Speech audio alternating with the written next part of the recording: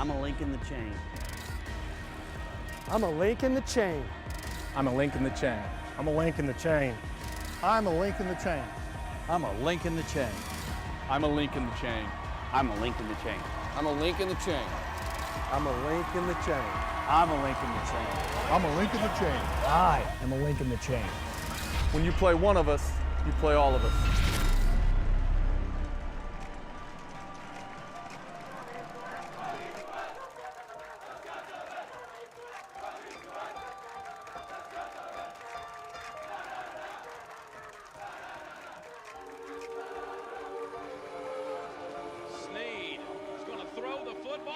Intercepted by John Callahan. Alex Carroll in the backfield for Stafford. Stafford's going to fire to the end zone. It's caught. Touchdown, Highland Park. Ready or not, here I come. You can't hide.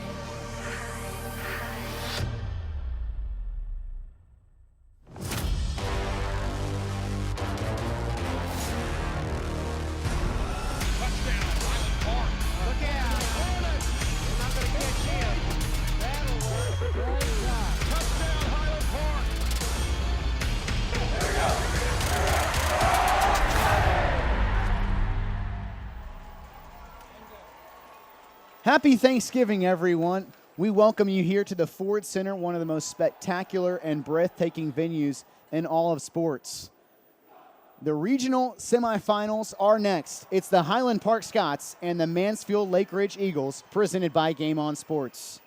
Hello, everyone. I'm Miles Dunklin, joined by the coach, Eric Cunningham, and shortly by the third member of our team, Kyle Yeomans, as we welcome you here to the beautiful Frisco Star, the Ford Center here in Frisco. The calendar is dangerously close to December, and Scotty football is still rolling here in 2016. Coach Cunningham, you talked all throughout this playoff run about what it means to a program to be playing after Turkey Day, and here we are. Yeah, if you are a fan, a player, or a coach, this is the time of year that you want to be involved in high school football. What an incredible venue this is. What a great time of year. And yesterday, I'm noticing all the pictures of the coaches and the players are posting that are saying that they are thrilled to be able to practice on Thanksgiving. So, again, if you're the Scots, Miles, you're excited to be playing this time of year, but you're not satisfied. And I can promise you that the coaches and the players on both sides would say the same thing. So what a great time of year to be a fan of high school football, and to be able to play after Thanksgiving is what it's all about. The Scots had a thorough domination of Frisco Independence, 45-3 in the area around last Friday night, picking up right where they left off at the Ford Center after bye district, outscoring their opponents in the first two rounds of the playoffs by a combined score of 115-5. Coach, reflect on that dominance through the first 2 weeks of playoff action for Highland Park. I would say, Miles, it's difficult to really elaborate much more than to say that it was just absolutely dominant in all three phases. They just played an incredible football game, and they've done so the first two rounds of these playoffs. And really it started with their defense. Again, to only give up 3 points to a Frisco Independence team that has, averaging 47 points per game, it was just a dominant performance. The defense continues to set the stage, and the offense really was clicking last week. John Stephen was able to hit a couple of deep balls, which was a big shot in the arm to the Scots. So, yeah, just a dominant performance on both sides of the ball. As we pivot and focus on this week's opponent for Highland Park, Mansfield Lake Ridge, Scots really going to have their hands full here with one of the top opponents in the area, one of the top offenses in the area, and a Lake Ridge club that knows what it takes in the playoffs after head coach Kirk Thor guided them to a state championship appearance last year. In only their fourth year in existence as a school coach, an incredible accomplishment for Mansfield Lake Ridge. Yeah, this is a team that obviously knows how to win, a team that played for the state championship last year. And I will finish that thought after the national anthem.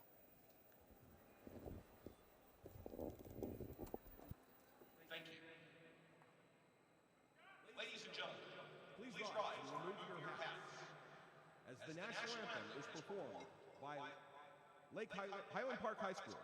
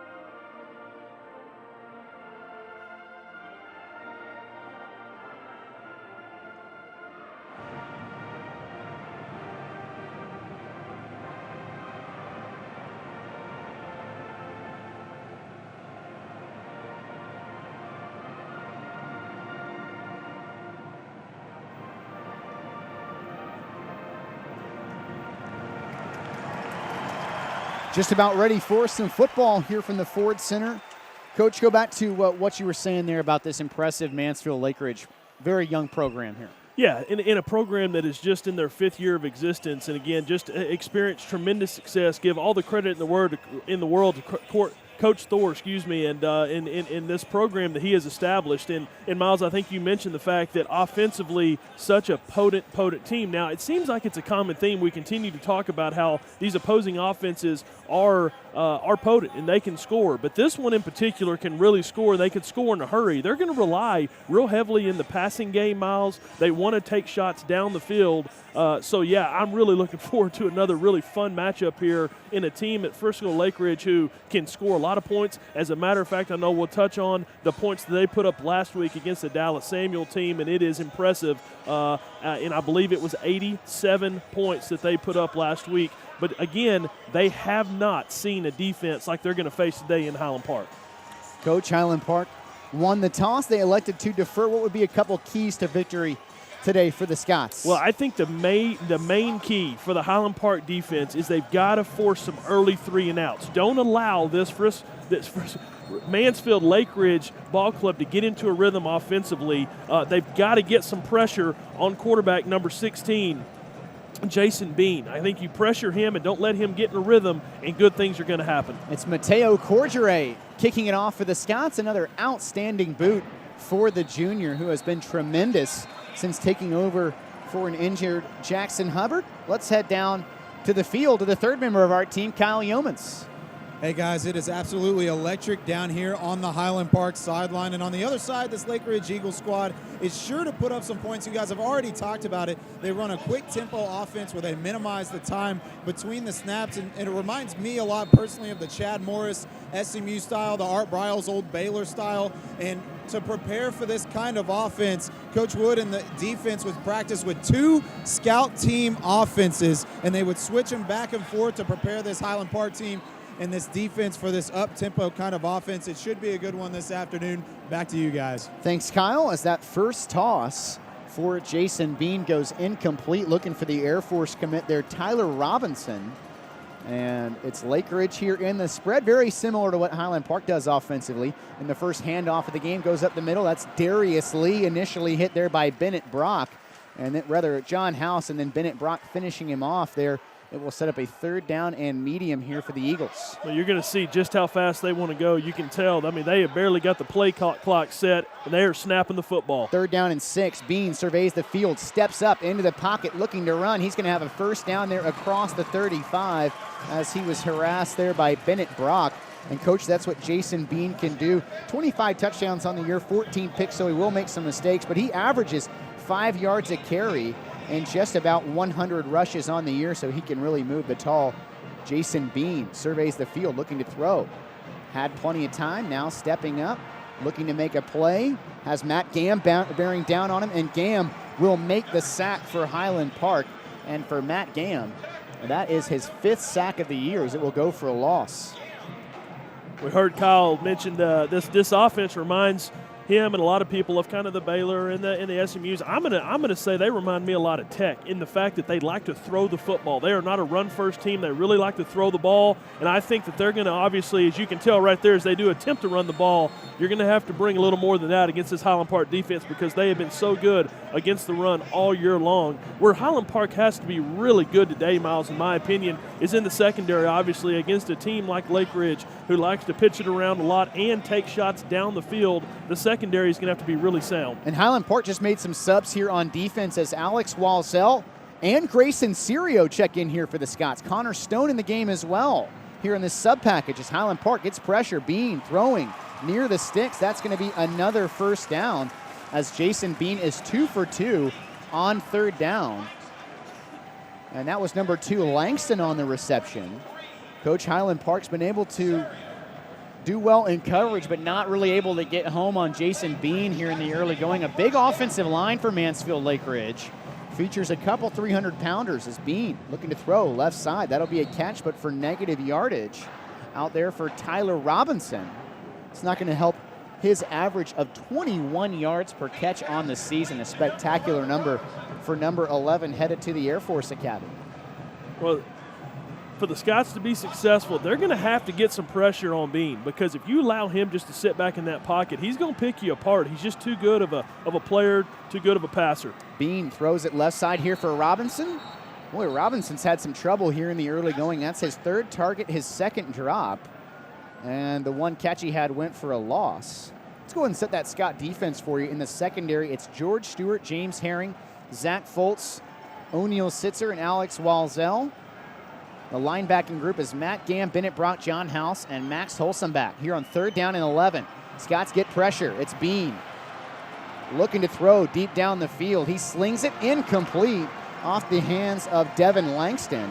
And it will be 4th down and 11 here from the 48-yard line. This is going to be an interesting call right here. Obviously, Coach Thor likes to roll the dice quite often on 4th down. But again, you know, if it's me, I think that you've got an opportunity to pin this Highland Park defense deep in their own territory if you're able to get off a decent punt. So this is an interesting call right here. It is 4th down and 11. Bean looks over to the sideline to head coach Kirk Thor. Offensive coordinator is Ruben Covington. Here on 4th and 11 from the 48-yard line. Scots bring the pressure up the middle. Bean looking to throw. Looking right side. That's going to be incomplete. Excellent coverage over there by the Scots. It was Gam and Herring combining on the stop. And Highland Park gets the turnover on downs. They will start in plus territory here of the Mansfield Lake Ridge Eagles. I'm shocked by that call right there. You know, you're talking about a team that's in Lake Ridge that really gives up that just shy of 40 points a game. I think that they're, you know, again, Coach, this is what they do. Coach Thor likes to roll the dice, and he really counts on his offense. But early in this football game, they're going to really give out Highland Park a really nice opportunity here with outstanding field position in Lake Ridge territory. As the Scots come out with 3 wide receivers to the left here of John Stephen Jones, puts it in the belly there. Jack Kosmetsky, who's got room. Kos into the secondary. Uses the stiff arm, still on his feet. He will score. 48 yards. That's what I'm talking about right there. That's how you capitalize on your defense coming out and setting the tone. What a job by the offense. What a play call and a big-time job up front by those big offensive linemen and Jack Kosmetsky, who has had just a tremendous year, a really great year, but that is a perfect start for Highland Park.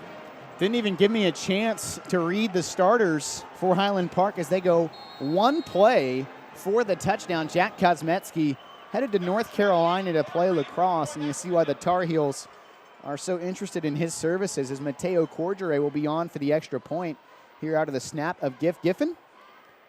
And the hold of Jack Toohey. And everything's on the up and up. It's 7-0 Scots here with 9:25 left in the first quarter. Couldn't ask for a better start, and what a stiff arm by Kosmetsky to finish off that run. My goodness, he's so physical and strong, and well, I just love the play call. Really something that we haven't seen out of the Scots, where they kind of, you know, Kosmetsky lines up to the right of John Stephen. They go trips to the left, and then he cuts back against the grain, and just a beautiful play call, well executed, and you could not ask for a better start, and I think that was huge for the Scotties to get off to a good start here. Again, that defense had given up a couple of first downs. They bend a little bit, but they don't break, and then the decision by Coach Thor to not punt the football, you can tell the wind has kind of been taken out of the Ridge sideline here just a little bit, so a great start for the Scots. Well, it's interesting to note that Lake Ridge did play in the state championship game last year, and that's all well and good, and a lot of these kids have been there and seen that, but only 14 members of the team last year are on the team this year, and quarterback Jet Duffy. Coach, you compared this offense to Texas Tech. Yep. Jet Duffy now they're at Texas Tech. And Jet Duffy isn't coming out of that locker room anytime soon here for Mansfield Lake Ridge. So they're going to face a reality here.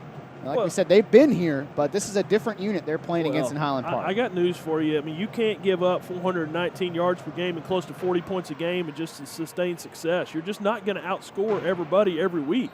And those are the stats that Lake Ridge has, defensively has on the year. I mean, they have been susceptible to giving up a lot of points. And, again, they just feel like they can outscore you. But Miles, I've said it many times, and I'll say it again, they haven't seen a defense like they're going to see today. So, again, I think you got to play the percentages a little bit against this team in Highland Park, and so far they did not do that, and Highland Park made them pay for it. Well, the Scots have been tremendous on defense, allowing just 225 yards a game. and just about 12 points a contest. As this is a new quarterback in the game, that's Chandler Rogers. And Rogers takes it around the right side for a modest gain. Coach, they use both of these guys. Rogers really a primary runner on the year, 507 yards, 6 yards a carry, but 15 scores for the sophomore. Looking to throw, left side, that's caught in space. It's going to be a first down there for Lake Ridge across the 30. Well, he's got 15 scores on the year, and I want to mention that 7 of those were rushing touchdowns against Waxahachie. And mind you, that was in one football game. I mean, that's tough to even say. But this young man can run the football. He adds another dimension that Bean can run, but this young man can really run, as you see right here. And Rogers keeps it on the draw. He's going to be stood up by Elliott Newsom, number 41 for Highland Park. Really the fourth guy off the bench for Bobby Leidner. 4 sacks, that's second on the team for Newsom.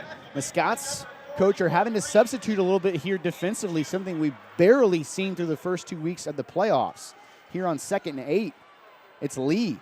And Lee did well, really, to gain about 3 on the play as Highland Park had its stuff there from the word go. And again, you know, Rogers he's a run-first guy, and they like to run that read option, and he loves to pull it.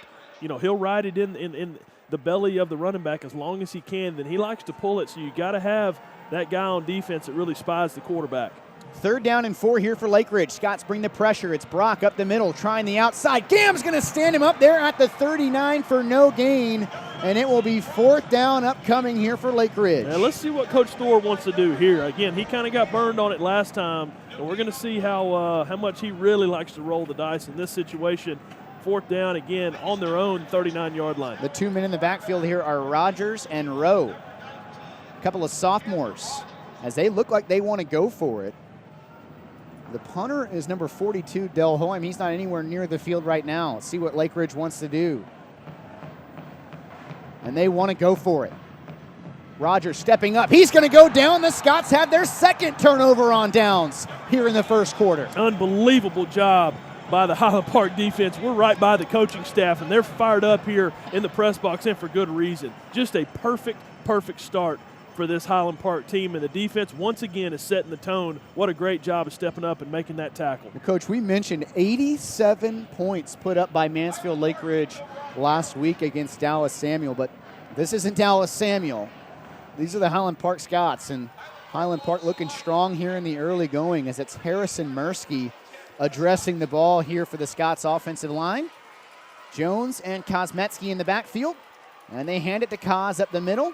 This time, just about 1 for Kos up the gut. And let's go ahead and set that Scott offensive line. Coach, some changes up front as Thomas Schellmeyer is the big left tackle, the junior. And then at left guard, it's Ben Boudreau. The center is Harrison Mursky. The right guard, the leader of this offensive line, Greg Giddens, makes all the calls for the Scots. And then Giff Giffen at right tackle as J.D. Beverly went down this week with a spinal injury. 2nd down and 9 here. The Scots run the option. It's Jones keeping it himself, and Jones going to be stood up for a loss. Well, that's a big couple plays right there by Lake Ridge. They've got to have a stop right here to get kind of stop the bleeding, so to speak. And good couple plays right there. The Scots have had a lot of success running that option to the short side of the field, and Lake Ridge defended it very, very well. That was number 46, Ricky Jesse. It's a strange scheme from Lake Ridge. Nobody in a 3-point stance here.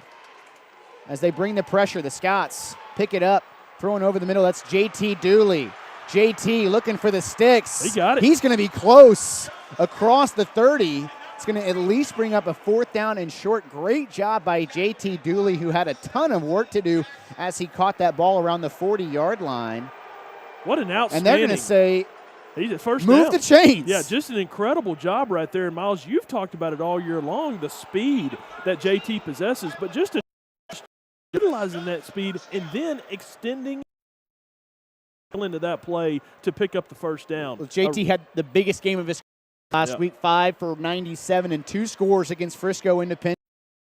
Play there by JT. First and Scots. They hand it to Kosmetsky through the first line of defense. Kosmetsky into the secondary. Have another Scott first down. Coach Mansfield Lake Ridge here doing defensively? It's not a traditional defensive lineup. I don't know what. I mean, an amoeba type look where they have no down linemen. They all stand up. They're all just kind of walking all over the place. And right now, that was that same look that the Scots got the first play of the game offensively, where they go trips, and then Kosmeski just has a wide open hole. So far, that defense has not been effective. 1st and 10 as the Scots converted that 3rd down. They hand it to Kosmeski again. Sidesteps a couple of men. Kos going to be stood up there at the 10 after a nice 5 1st down. A couple interesting players to watch. Number 17, Bryson Jackson, coming off the edge, has an offer from Minnesota, Baylor, as well as Boise State. Their real stud on the defensive line, Lauren Mondi, is out with an ankle injury. He's committed to Arizona State. 2nd down and 5 here for Jones. Kosmeski just a little banged up after that. I'm sure he'll be back, but nice to have Urbanzik who can hop right into the game. 3 receivers to the left for Jones. He wants to throw it right side. That's Jack Toohey on the catch inside the 5. He'll have a 1st and goal for Highland Park. And, Coach, the first time we mentioned these two guys' names, Cade Sawstad and Scully Genevine out for Highland Park. That's a huge development for the Scotties, but boy, are they blessed with talent on the outside in Toohey and Dooley. Well, those two guys have stepped up tremendously. That was a perfect route run right there by Toohey. Just a simple little 3-yard, stop and then a quick slant right there. He runs a perfect route, great footwork, and then good hands. But you're right, Toohey and Dooley have stepped up tremendously in the absence of those two young men that have gone down. Certainly, that depth is coming into play. Highland Park brings in their jumbo set. They hand it up the middle. It's Kosmeski for a Scott touchdown. Make it 13-0 HP. Couldn't ask for a better start. Right now, the offensive line is just blowing off the ball, and they've got they've got this D-line or whatever you want to call it for Lake Ridge on their heels. I mean, the O-line is just absolutely dominating things. Kosmeski's running like just a wild man, and just a perfect start for the Scots. Really am shocked that at least that second drive that Lake Ridge did not punt the football and make Highland Park drive the field, but HP will take it. As Giffen ready to snap it back to Toohey. A little trouble with the hold, but was able to get it down, and Corgere has been awesome for the Scots here in the last 3 weeks.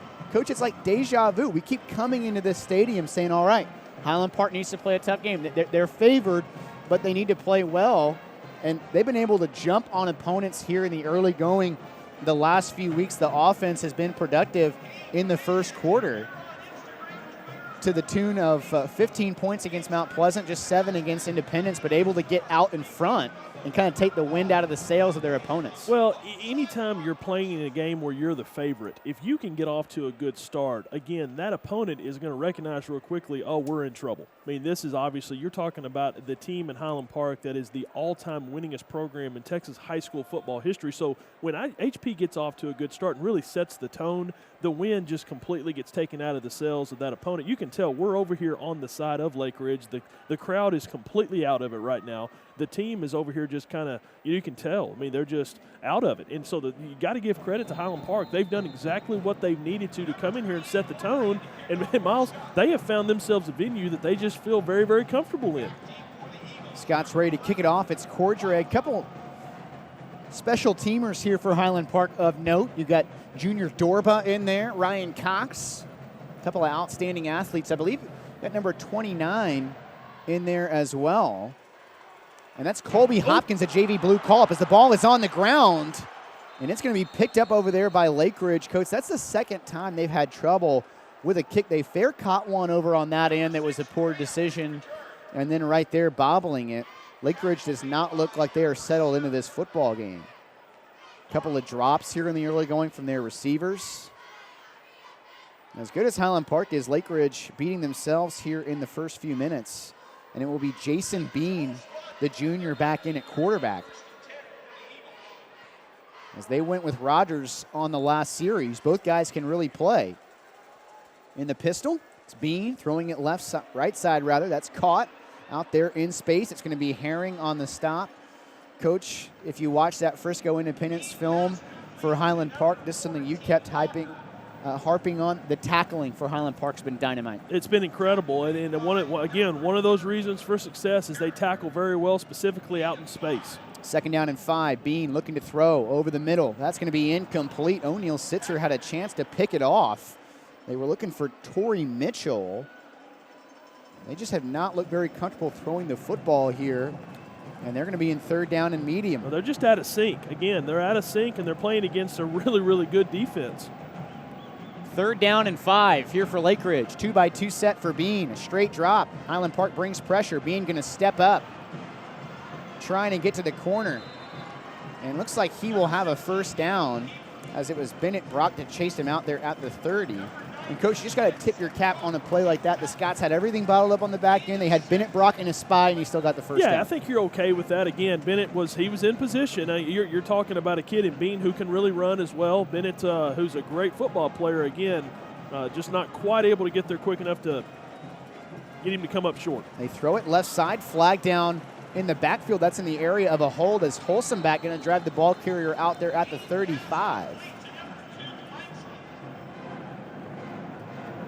Holding, number 72 of the offense. That's big number 72, Blake Lotus, the left tackle. He's got a D1 body at left tackle at 6'7", 280, still just a junior. Yeah, he's got a lot of room for growth as well. But here's these last 2 possessions, the D-line for Highland Park has really started to establish itself and get some pressure. I mean, we've talked about these 3 guys maybe more than we have anybody else because they've been stellar all year long. And if they can get pressure today, it really bodes well for this Highland Park defense. 1st down and 20, not where Lake Ridge wants to be here in the pistol set. And they hand it off. This is Darius Lee. What a tackle there by John House, who leads the team in solo stops. Add 1 more to the ledger there for the senior captain. He's got 59 now on the year on the solo tackles. We'll have to hurry. Newsom checking in here for Hammock.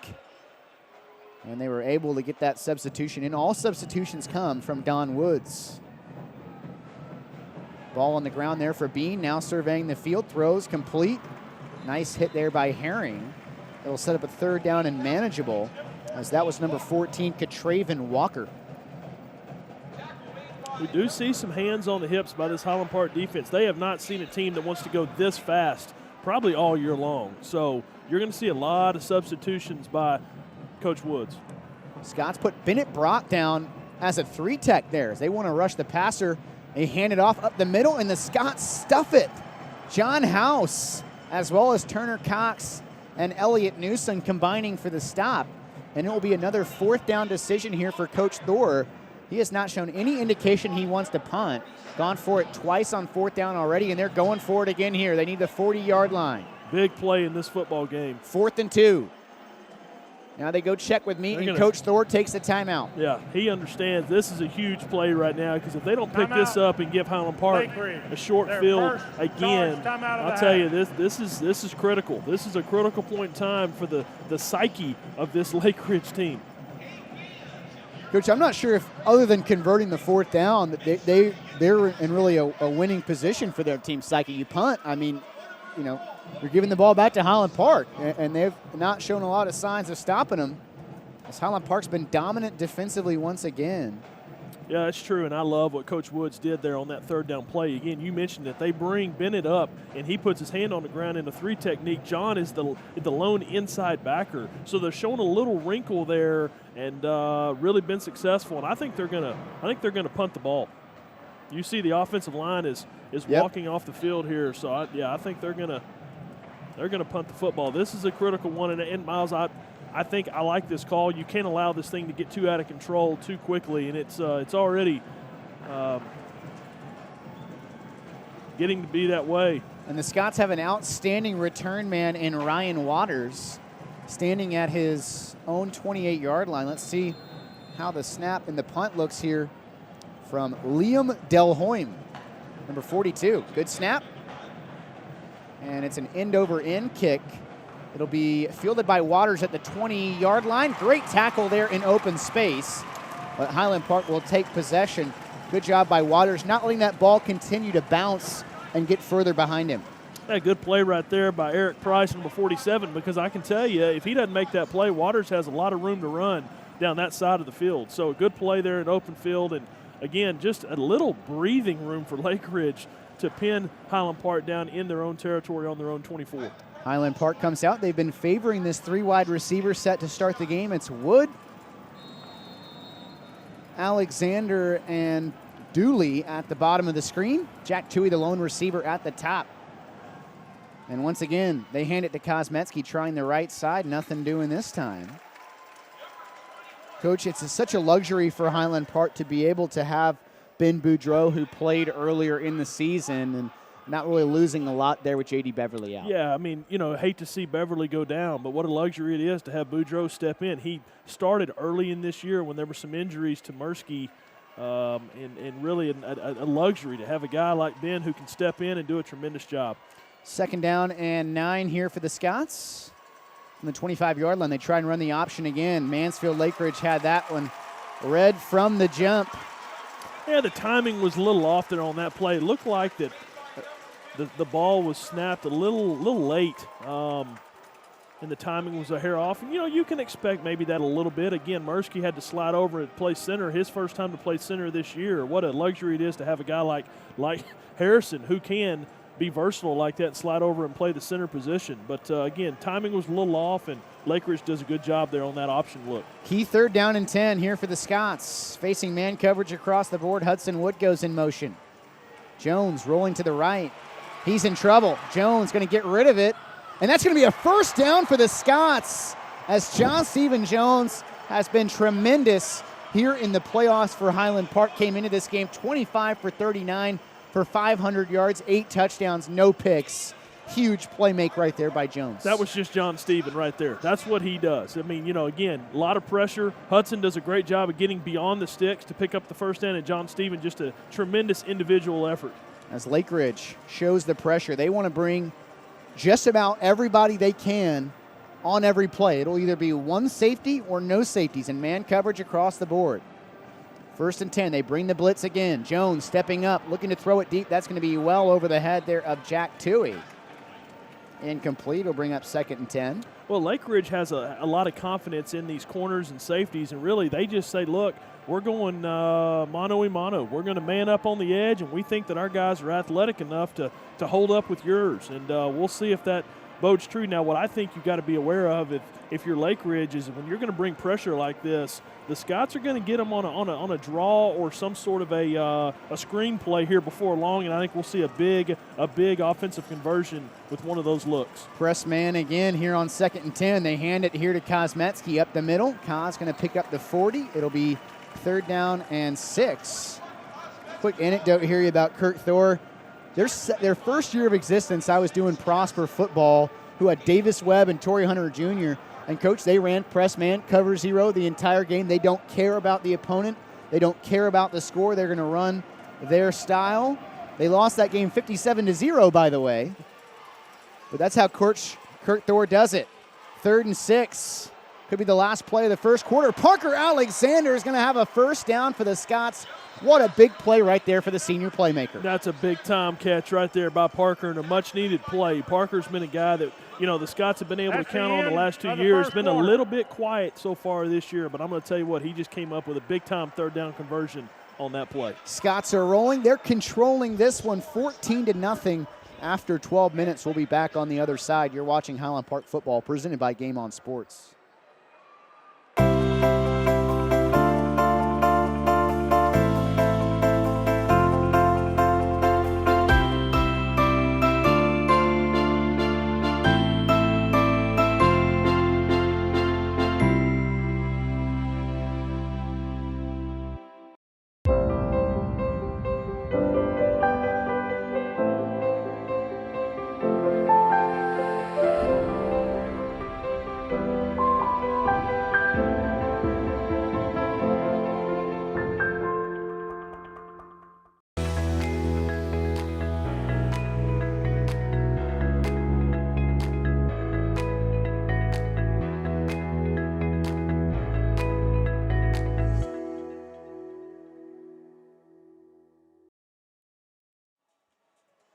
Back here at the Ford Center in beautiful Frisco, Texas, as Highland Park dominated the opening quarter, and they have it here close to midfield and just picked up another first down before we went to break there with Parker Alexander.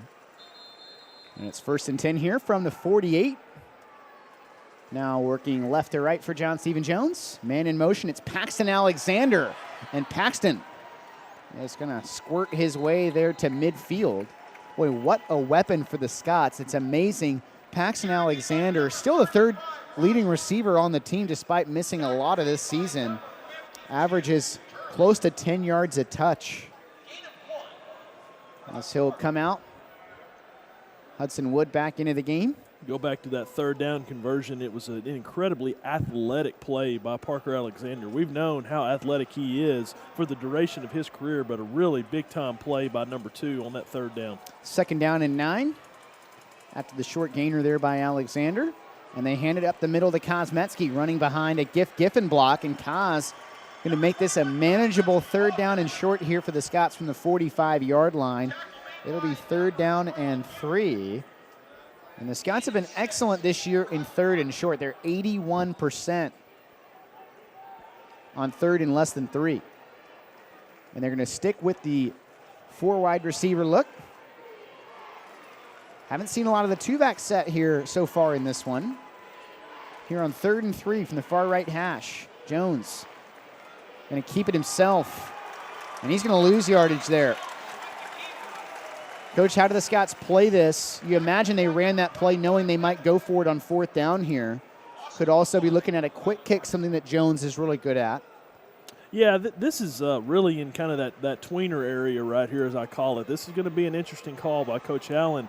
You know, I think this is where you see the luxury of having a defense like Highland Park has, is you feel more confident to go for it when you have a D that can step up like they can. It's 4th down and 5. They look like they do want to go for it. Jones rolls to his left. He's now stepping up, and he will go down back at the 45-yard line. That'll be a loss of 10. And Lake Ridge gets a stop they needed, and now they will set up in plus territory. Well, Coach, that play just didn't look good from the get-go. Again, really defended well. And one thing I have been impressed with here so far in the early going with Lake Ridge defensively is their speed. They are really, really fast. They're not very big, but they do have a lot of speed. Jones came into the game averaging 40 yards a kick. He had 4 inside the 20 out of 7 attempts. Those are some good numbers. Well, you can't blame Coach Allen for going for that one. Up 14-0, and you got a great defense. 1st and 10 for Lake Ridge. It's a straight drop here for Bean. Looking to go deep. He's got a man. It's through his hands, incomplete. O'Neal Sitzer on the coverage. They were looking for number 82. That's Torrey Mitchell. Coach, we knew that was something about this Lake Ridge team. They're going to take their deep shots. There's that Scots deep ball. Might have dodged a bullet there. Yep, and boy, they are right back in there about to snap the football. They need to get their own man off the field in time, as Mitchell still making his way to the near sideline, and now they hand it off. Nope. Check that it's a keeper here by Rogers. Chandler Rogers into the game. Got some momentum back on the side of Lake Ridge right now. Again, the Scots certainly dodged the bullet, because that was an absolute perfect throw by Bean there in that deep ball. That's what they like to do, is when they feel like they've got a little bit of momentum going, they're going to take a shot down the field. The Scott secondary's got to stay really sound. 1st and 10 there after the carry by Rogers. Throw it out complete left side. It's Marshall Ballard making a stop after a short gain. Just not going to beat the Scots on those throws to the perimeter and hoping you break tackles. Scots have been so sound tackling, especially here through the second part of the season. It's going to be Rogers on the keeper. He's got some room around the left end. He'll be stacked up short of the marker. Looks like he might have that first, actually. And this is what we expected to see from Lake Ridge, is they run that zone read, specifically when they get Chandler Rogers in the game, and he will ride the belly of that running back for a long time and read those DNs. And if he feels like he can pull it and pick up yardage, he will. He's been really successful at that all year. Rogers, good-looking young athlete, just a sophomore. He tries the right side. There'll be a short gain there to the 20. Coach, to me, it looks like Rogers has been their best option here so far. Talk about how hot he's been down the stretch. The huge game against Waxahachie last week against Dallas Samuel, 17 for 144 and 4 scores on the ground. Second down and 7. Rogers trying it again. Hold there on the outside, as it was Elliott Newsom that drew it for Highland Park. Flag came in from the far side of the field. Scots think the ball came out at the end of the play. No indication from the officials. I think it was blown down ahead of time, but boy, it sure looked like a hold. And I was surprised at where that flag came from, Coach. I don't know how that guy could have had an angle to see that hold. Right at the point of attack, there was a pretty obvious takedown by Lake Ridge. Blocking below the waist, number 2 in the Well, that'll be even better for the Scots. 15-yard penalty. 15-yarder. Second down.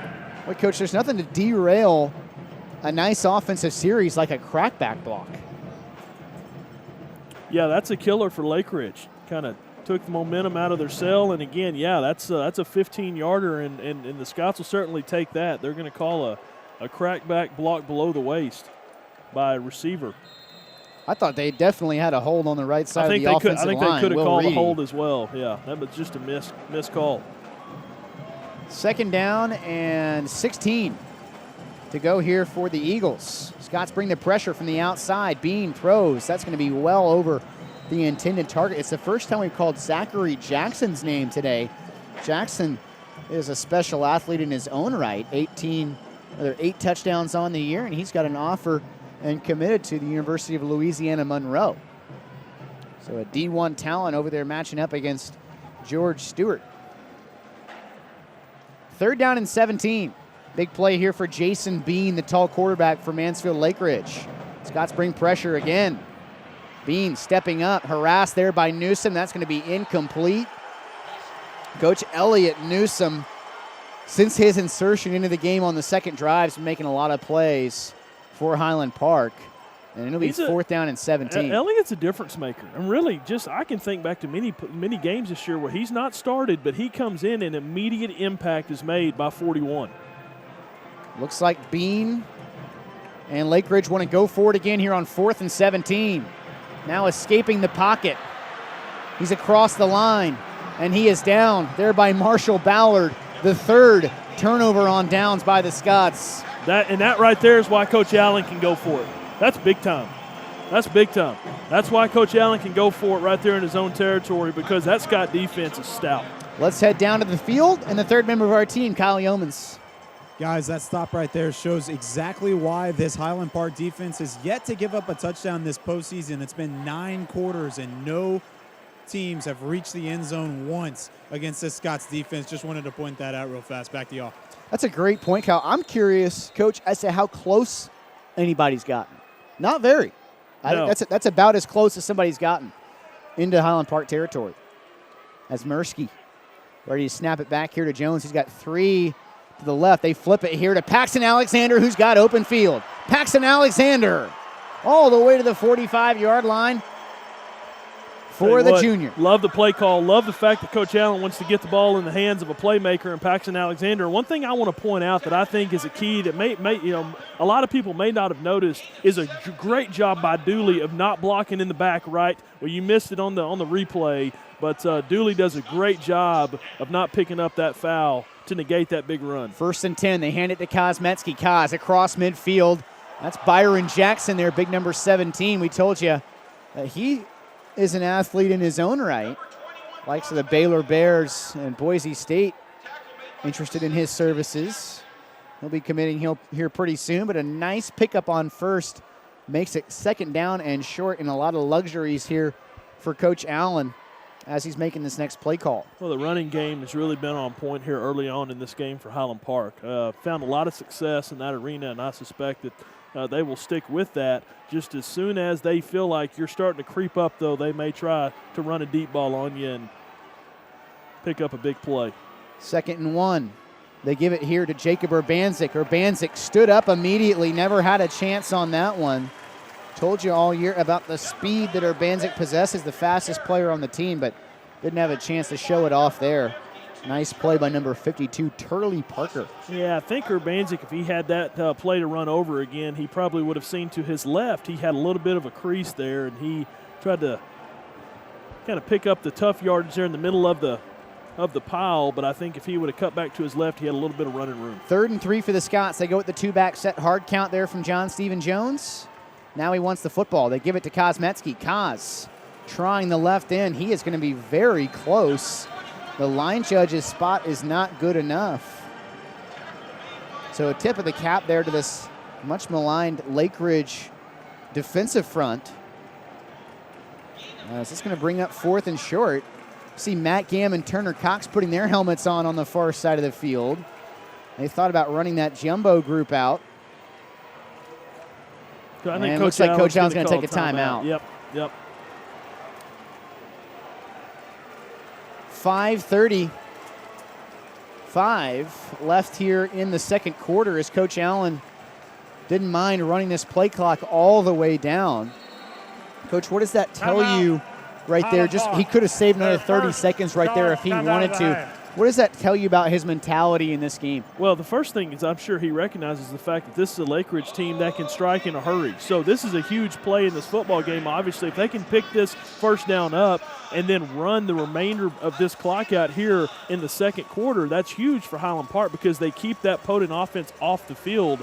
So I think that Coach Allen wants to try to obviously have the perfect play call on right here to ensure that you pick up the first down, but then also, you want to try to eat up as much clock as you can to not put the football back into the hands of Lake Ridge. Coach Jack Kosmetsky's on his way to one of the biggest games he's had in his career. Yeah, just 9 rushing attempts for Jack, but 89 yards. Again, you had the big opening run there, first offensive play for Highland Park. He's got 2 touchdowns, so you're right. He really is on his way to a tremendous game. And I think if you ask Jack, he would say, let's give all the credit to those big fellas up front because they've done a really good job here against a team that's kind of difficult to block, not just because of their speed, but you really don't know where in the world they're going to be lined up. Scots bring about an extra 500 pounds into the lineup here with Turner Cox and Matt Gamm on 4th and short. JT Dooley's the only receiver. Mansfield's got everyone near the line. It's Jones keeping it himself. Jones will plunge across the 45 for a Scotty first. Good job by the old line of just firing off the football. That was just a, hey, I got him, and boom, just, straight ahead. Good job by the guys up front, and a good job by John Stephen. Coach, number 6 has checked into the lineup for Highland Park as they spread the tackles out wide. That's Jack Fain. That's a great call, and don't be surprised if you don't see the ball in his hands and him throwing the ball elsewhere. Jones throws it back to Michael Clark. Looking to throw it deep. He's got Jack Kosmetsky. Incomplete. As Highland Park had all 3 quarterbacks in the game, they had Shellmeyer and Giffen split out wide.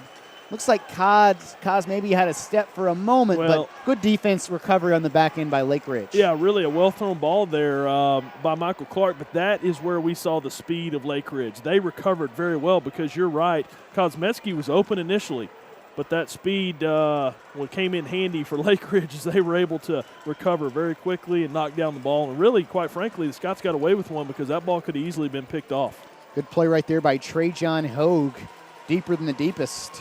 That's his job for Lake Ridge. As Jones looks to throw it right side, they got the screen set up to Ryan Waters, setting up his blockers. Ryan Waters all the way down to the 28-yard line. Another first down for Highland Park. And they gashed them with the blitz right there. They brought a ton of pressure, and they did not recognize the fact that the Scots were going to set up that wide receiver screen. As you can tell, there were 4 guys that were bearing down on John Stephen, and give John Stephen credit for hanging in there and taking the hit and allowing that play to develop. We talked about Highland Park traditionally, just a spread. Hey, it's either going to be 1 running back and 4 wide receivers or 2 running backs and 3 wide receivers. This is a multiple offense here today. Very hard to defend. And right now they go back to the 2-back set. And they give it to Kosmetsky with room up the middle. Kos going to have another first down for Highland Park. He's up over 100 yards on the day. Yeah, and he's going off hobbling, yeah, and he's not moving that right arm. The Scots have outstanding depth at running back. Paxton Alexander, a D1 athlete in his own right, recently called up Cameron Reeves as well from the JV Blue. It's good to have Urbanzik as the Scots stick with the 2-back set. Starting to lose offensive skill position players. They hand it to Urbanzik, and he has got no room, and he will lose yardage there to the 19. I love the fact, though, that Coach Allen recognizes that the run game has been successful, and he's sticking with it. Again, you've had a couple of negative plays, but for the most part, they've been able to gash this Lake Ridge defense with the run game, and he's staying patient with it. You know that Coach Allen loves to throw the football around the field, and he will do that when the time is right. But I love his patience right now. 2nd down and 12, sticking with the two-back set here. Alexander and Urbanzik in the backfield, and they give it to Alexander up the middle. Paxton Alexander, he will score. 20-0 Scots. That's what I'm talking about. He just stays patient and stays with it, and that offensive line, again, they just get lit up right there, and you're going to give up a few negative plays when you have a team that blitzes like they do, like Lake Ridge does, but over the course of the game, you're just going to be able to gash them in the long run, and that's exactly what they've been able to do here. What a great job by the big fellas up front, and what a luxury, as you mentioned, to bring in a guy like Paxton Alexander, who's just an absolute playmaker, a game-changing player is Paxton Alexander, and the Scotties are rolling right now, Miles. Alexander came into play today with just under 600 total yards on the year. Lake Ridge is offsides. It's not going to matter as Cordray slam dunks the extra point through. But Alexander, boy, if you're scouting, Coach, this Highland Park team, and you got to worry about all their weapons, on the defense, and then you probably don't even realize the try is good. What a weapon number 35 is. The Scots have really played him pretty close to the vest here the last half of the season. But what a weapon as you get a look at the Michigan commit. Talking with Jacob Urbanzik there. What a weapon for Highland Park to deploy. A really kind of, card that they've been able to hold in their back pocket throughout the course of the year. He's a huge weapon, and I'll tell you, and you're right. Unfortunately, he went down with the elbow injury late in the season, and the Scots really probably could have had him back a little sooner, but they played it very smart. And again, that's where that depth comes into play. Is they didn't necessarily have to have Paxton as much as they wanted to have him in there, but what a luxury to be able to throw number 35 in there whenever I sure hope the best for Jack Kosmeski. He was getting off to such a great start. But as you mentioned, Miles, it is a huge luxury to throw a guy in there like 35 and 5 to really continue just what they've got themselves going in that run game here today. I mean, the Scots have 3 factor backs. They got 3 guys that can make a difference with their individual ability. As Highland Park rolls out Jack Sell, Noble Nash, Connor Stone, Kyle Massimilian here on the kickoff team, and that kick will go out of bounds over there on the far end by Mateo Cordray. Hubbard still recovering. And, Coach, you see a little dysfunction down here on the Lake Ridge sideline. Yeah, there's a lot of it. I mean, they're getting after each other right now and a lot of frustration. And there have been a lot of teams that have obviously played against Highland Park this year that have felt this frustration level. Whenever they can get going on both sides of the ball and dominate the run game, and then obviously the defense speaks for themselves, you see a lot of frustration. Free you can kick see out it. of bounds. I mean, the ball will be placed at the 30-yard line. First down. Coach, tell me if you think I'm wrong here. Kicking the ball out of bounds is a pretty darn good strategy. It's not you the get end at the of the 30-yard line. Yeah. I'll tell you right now, it's certainly not the end of the world, and you want to try to pin them as far as you can back there, but it's not. It's really, you're giving up 5 yards by kicking the football out of bounds.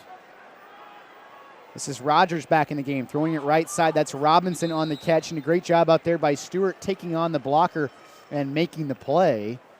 George Stewart get credit there for the solo tackle.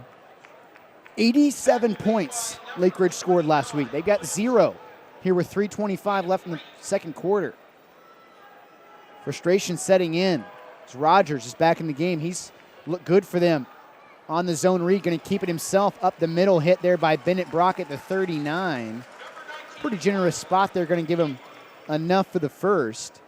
Coach Rogers has looked like he's giving Mansfield Lake Ridge the best opportunity to move the ball here in the early going. Yeah, Bean had one really pretty deep ball that was not converted, but for the most part, Rogers has been the most effective quarterback here this afternoon. He's going to keep it again, trying the left side. Stood up there by Brock, bounces off Wholesome back, and then he stood up there by a whole host of Scots, including Herring and Hammock. But what Chandler Rogers does not possess is really the ability to throw the deep ball like Bean does. Rogers obviously is not a guy that wants to try to throw the football. Only 2 touchdowns thrown this year, but again, he has scored 15 on the ground with his legs. So obviously a young man that wants to run the ball. 2nd and 7. This time he hands it off to Darius Lee, breaking a couple tackles before Wholesome back gets him down. They're close to the Cowboy star at midfield. Very rare opportunity for me to say a missed tackle there by the Scott defense. And I Didn't know let him get too far away. This could go without being said, but what a critical possession this is right here for both teams. If Lake Ridge, they've got to be able to go down and put some points on the board to give themselves a chance in the second half. Rogers still in the game. Bearing down is Turner Cox as Rogers looking to go deep. It's going to be incomplete. Good coverage on the back end there by Walzell. Boy, and a good job up front there by Turner Cox to provide the pressure on Rogers.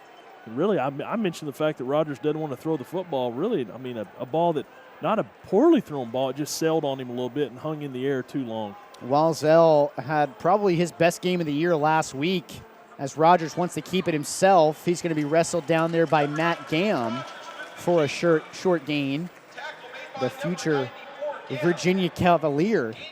And it will set up 3rd down and 5 here for Mansfield Lake Ridge, but this is probably 4-down territory.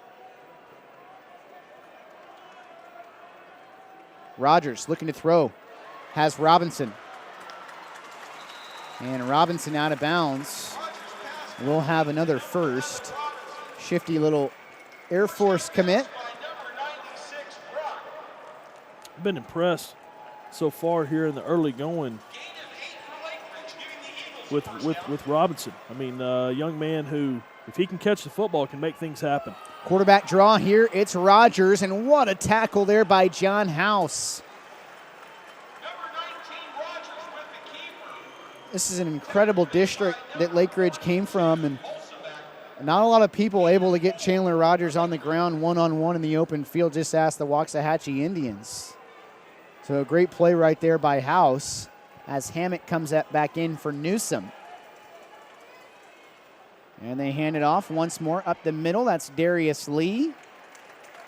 Probably the best drive of the day here for Lake Ridge. They got down into the red area once before, had a chop block really set them back. Ended up turning it over on downs. And here with 1:15 left in the second quarter, clock now becoming a little bit of an issue for Kirk Thor, who has 2 timeouts. A must-have possession here for the Eagles. Timeout, Highland Park. And Don Woods going to take a timeout. Of the half. Let's head down to Kyle Yeomans, who has an update on Jack Kosmetsky. Yeah, guys, as this Highland Park offense is going to head back out on the field after this Lake Ridge drive, they're not going to have Kosmetsky, at least for the next couple of quarters. He's doubtful to return to this one. They have him taped up and slinged up the injury. We don't necessarily know what it is just yet, but we will find out, and I'll get it to you in the second half. Back to you guys. Thanks, Kyle. Not good news there for the Scots, as Kosmetsky, certainly Highland Park has a lot of depth. Their coach at those skill position players, but after losing Sawstad, losing Scully Genevine, that depth is starting to go away. And like Cade Sawstad on the outside, Scots don't really have anybody as physical as Jack Kosmetsky. Yeah, they got Urbanzik and Paxton Alexander, but nobody that really fills that Kaz role. No, I mean, he's had a tremendous year, and you can look at his numbers and think, well, it's mediocre. Let me tell you something. Kosmetsky, there have been several games, Miles, where he's only played a half. He's come out at halftime, so his numbers are incredible given the amount of time that he's actually played. He's a great young man and a tremendous running back, and it's really difficult to see that he has gone down. He's receiving a lot of medical attention over there on the sideline, and as Kyle mentioned, they're putting a sling on him, and he went off the field. You could tell in some obvious pain. He was not moving that right arm at all, so that'd be a really, really big loss for Highland Park. Kaz approaching 1,000 yards on the year, averaging over 9 yards a carry during the playoffs as it's 1st and 10 here out of the pistol for Rogers, throwing it complete left side. More good tackling by the Scots. That was George Stewart helping to bring down Devin Langston. Scots have really taken Zachary Jackson out of the game. Came in as their leading receiver, just under 800 yards on the year. No catches so far for Jackson. As it's Rogers trying the right side. Has Marshall Hammock, Luke Blanton chasing him down from behind. Matt Gam setting the edge. It'll be 3rd down and long. Here with 39 seconds remaining, Coach Kirk Thor is going to call a timeout. Mansfield, their second charge timeout of the half. Huge 3rd down upcoming. Coach Thor, I mean, again, this is just a critical point in this football game. Again, with just 39 seconds left in the half, it's obvious that he has got to find a way to get some sort of points on the board, whether it's a touchdown or a field goal, to get shut out for a team that, again, is averaging right around 40 points a game. They're coming off a game where they score in the high 80s. I mean, they just don't get shut out. And so it's critical for them, for their psyche, to just be able to put some sort of points on the board going into half. At this point in the game last week, they had 46 points. So this is not a team that's used to being held scoreless. Well, their last few first quarters, I mean, they had 20 against Waxahachie in the first half. Needed a big second half to get past Crowley there in the first round. Coach, 3 common opponents on the year for Mansfield Lake Ridge. They lost to Timberview, a team that Highland Park beat pretty handedly. They did have a nice win over Poteet and a nice win over Waxahachie, and it's worth noting that in that Waxahachie game, that they had 29 fourth quarter points and 43 overall in the second half in that game. So they're not done scoring yet. At least that's their plan. Here on 3rd down and 6. It's going to be Rogers keeping it himself up the middle. He's going to be short of the first. It'll bring up 4th down and short. Big play right here. 4th and short, the clock ticking down to 25 seconds, and they're taking a lot of time on this play as they're running guys in and off the field. And they're down under 20 seconds. Bringing somebody. He's going to have to call another timeout. Yeah, they were bringing a receiver that was Walker out of the slot on the far side of the field there for Darius Lee. So just not a lot of organization there from Lake Ridge up front. The coach, at this point, they're going to be lucky to score 21 points in the game. Highland Park's not done scoring yet in this one. Miles, we've touched on this pretty much all year long, and that is, it's the old cliche, defense wins championships. But it's so accurate. It's so true. And what a luxury for Coach Allen, who is really an offensive-minded guy, to know that he has a defense that is that's so talented. It's going to be, they're coached so well by Coach Woods. They tackle so well, and they're so potent, and it makes it so difficult for opposing teams to put points on the board, and they're always going to find a way to keep you in the game. Let's head down to Kyle, who has another update at field level. Hey guys, I just wanted to add on to Coach's points, just now, 136-5 in the postseason. This Highland Park team outscoring their opponents. Back to y'all. Thanks, Kyle. It's really been a dominant run for Highland Park here in the playoffs. Things have seemingly been, I don't want to say too easy, but you expect a little bit more resistance through those first 2 rounds, and Highland Park has been dominant so far here again today. This is going to be an important play for Lake Ridge here, 4th down and 1. Rogers looking to throw. That is going to be incomplete. They want a flag over on that near side. Coach, I'm curious what you think about the play call there, as Rogers has been able to get 2 or 3 every time in the zone read game. That was not a high percentage look. Very, very shocked. I'm absolutely shocked, and the Scots will take it. But I'm telling you, that zone read has been very difficult to defend, and that right there goes to show the type of respect that Coach Thor has for this Highland Park defense, specifically in the run game, as he just didn't feel comfortable or feel like that he could pick it up. But I'm gonna tell you what, man, I'm very surprised at that play call. Just a very low percentage play call. I think the Scots are going to be perfectly content to go out and take a knee right here and go into the half with a 21-0 lead. And they are in the victory formation here, as Jones will just take a seat. And that will do it for the first half. An opening 24 minutes dominated by Highland Park as they shut out another opponent here in the first half and still have yet to yield a touchdown in the playoffs, as they have gone through 10 quarters, allowing a grand total of 5 points. So Highland Park has a 21-0 edge at half. We're going to take a quick break. We'll be back on the other side for the Highland Park Bells and the band. And then on the other side of that, a recap of what's gone on in the area, a look forward to potential future playoff matchups, and a recap of the first half. So we'll take a quick break and be back for halftime. You're watching Highland Park football presented by Game On Sports.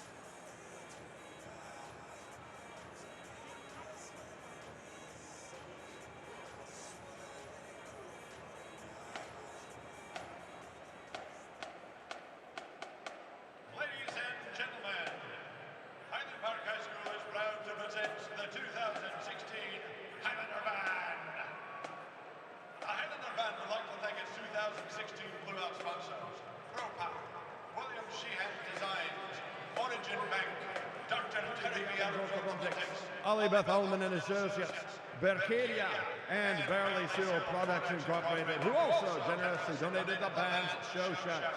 The Highlander Band is led onto the field by drum majors Abigail Linswall, Caroline Kibbe, and Cindy McGuffey. The drumline captain is Cameron Coffey. The color guard captain is Sidney Cyphers. And the feature twirler is Wheeler McMahon.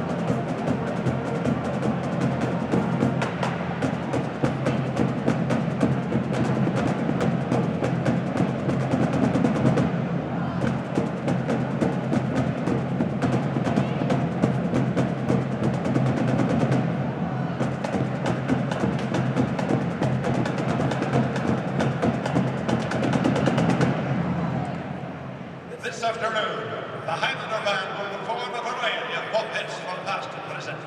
We begin today's performance with the Green Day hit, Holiday.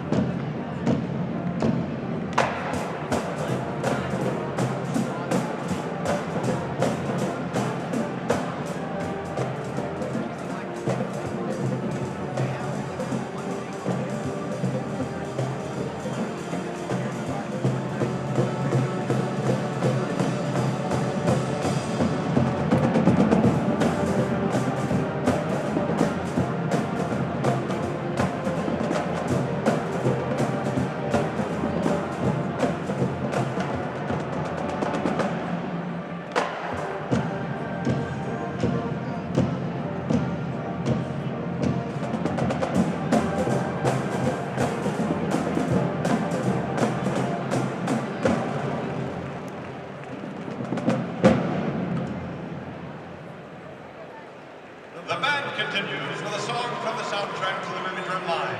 Here's Shout It Out.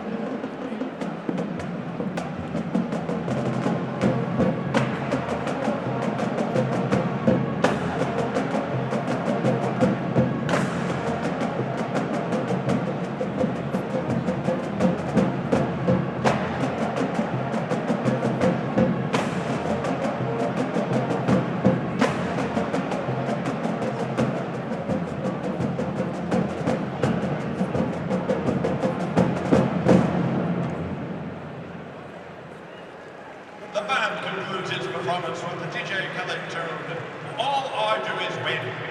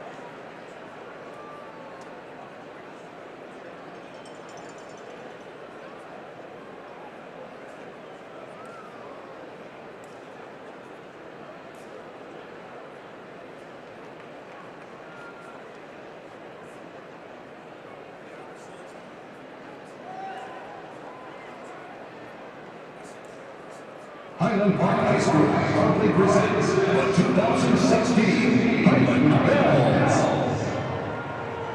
Lieutenants from left to right are Jillian Ellis, Matty Basso, Landry Myers, Olivia Cooper, and Flora King Richards.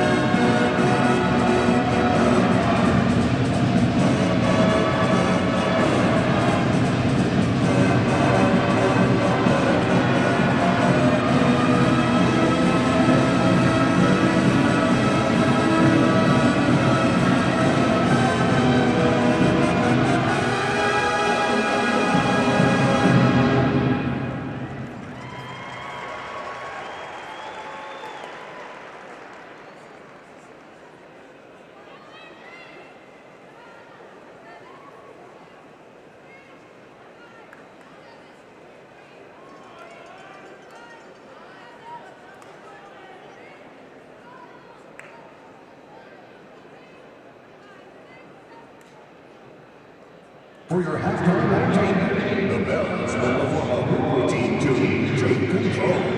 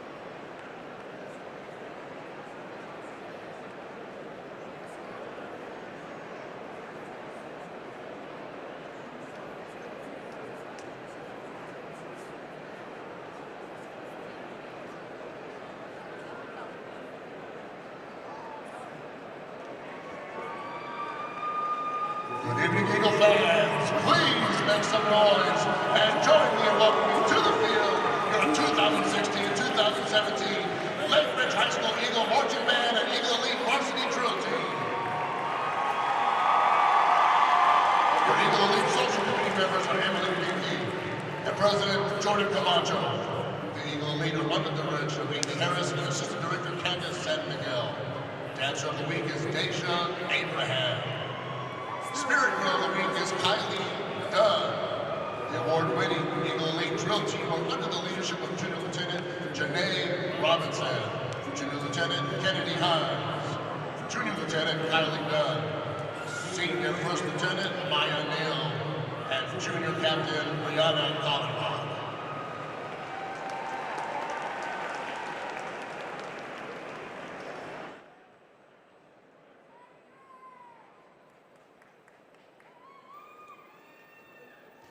We're back here at the beautiful Ford Center here at the Frisco Star. Highland Park controlling things in the first half to the tune of 21-0, able to get 4 different turnovers on downs there defensively. And, Coach, some impressive numbers for Highland Park in the first half. Did yield 10 defensive first downs, but obviously a 0 still on the scoreboard. Well, and you're going to give up some yardage to a team that is so good offensively like Lake Ridge is. And so, yeah, I mean, I'm certainly not necessarily shocked with the fact that they give up 10 first downs. Highland Park picks up 11 first downs. And really, offensively, the numbers are fairly consistent with both teams. Like I mentioned, 10 first downs for Lake Ridge, 11 for Highland Park. Lake Ridge picks up 160 yards of total offense, 178 by Highland Park. But again, 21-0 to score. So, you know, just some individual efforts here. John Stephen Jones, you know, just a 6 out of 7, a median of 6 out of 7, 72 yards in the first half. But he hasn't had to do much, so fellas, because of the running game. Jack Kosmetsky, who I hate to say it, looks as if that he is done for at least this game. Had his arm wrapped up pretty heavily and looked like they were taking him to get it looked at, maybe get an x-ray at the hospital. But he looks like he finishes his game with 11 rushes, 103 yards, and 2 touchdowns in the first half. Paxton Alexander, two attempts, 20 yards with 1 touchdown. Now, the one bright spot for me offensively for Lake Ridge was the play of Chandler Rogers. Again, 14 rushing attempts for 58 yards. I'm still very, very shocked with, and Miles, you touched on it, I'm really shocked that they did not utilize his legs on that 4th down play there late in the half. They went to a really low percentage slant route that was not able to be converted. But for the most part, the Scots have done a tremendous job defensively, as they continue to do, and really bottled up Lake Ridge to the tune of, again, 10 first downs and 160 total yards. This is a team in Lake Ridge that is averaging 490 yards of offense per game, and they only have 160 here in the first half. Let's bring in Kyle Yeomans up here in the booth. A little bit of a change-up here for you, Kyle. What was your take down there from the field level on the first half? You know, it was really all about the start for Highland Park. From the very get-go, Highland Park. Well, we just lost Kyle there for a moment, so we'll work on that.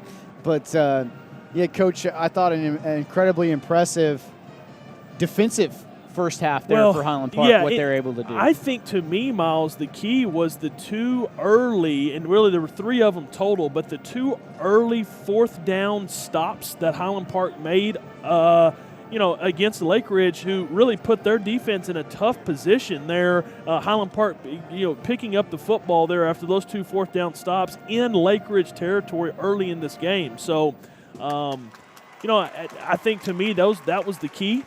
Highland Park was able to convert and score 2 touchdowns on those 2 stops and really get themselves off to a really, really good start in this game and take all the wind out of the sails of Lake Ridge. And then the other part to that, Miles, is late in the half when Lake Ridge had an opportunity, had really put together, in my opinion, the best drive of the half. They get down deep in Highland Park territory and just not able to pick up any points. Again, go for it with that slant route on a, you know, a 4th and really short 1 or 2 yard. And, you know, again, as they went to half, Highland Park fired up, the stands fired up, and Lake Ridge, conversely, you know, just kind of quiet and just very abnormal for those guys. We got Kyle back. Kyle, once again, what was your take down there from the field level? Yeah, now that I get another chance to talk about this, It's really all about the start for Highland Park. They were able to get off to a quick start with those 2 touchdowns. Coach just mentioned it as well, and it really took the air out of this whole Lake Ridge sideline.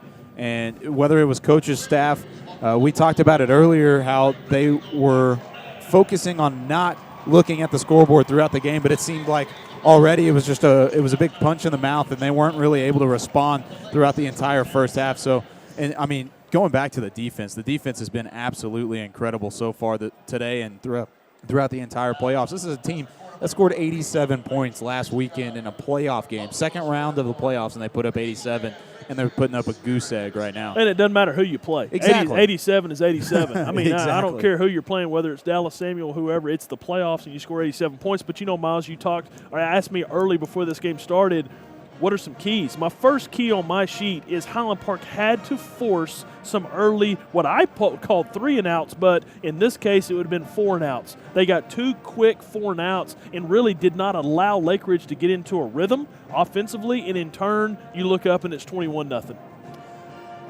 Coach, what does Highland Park need to do in the third quarter? Obviously, they're a real grinder in Jack Kosmetsky, the guy that they would love to hand the ball to 10 times there in the second half is going to be out of the equation.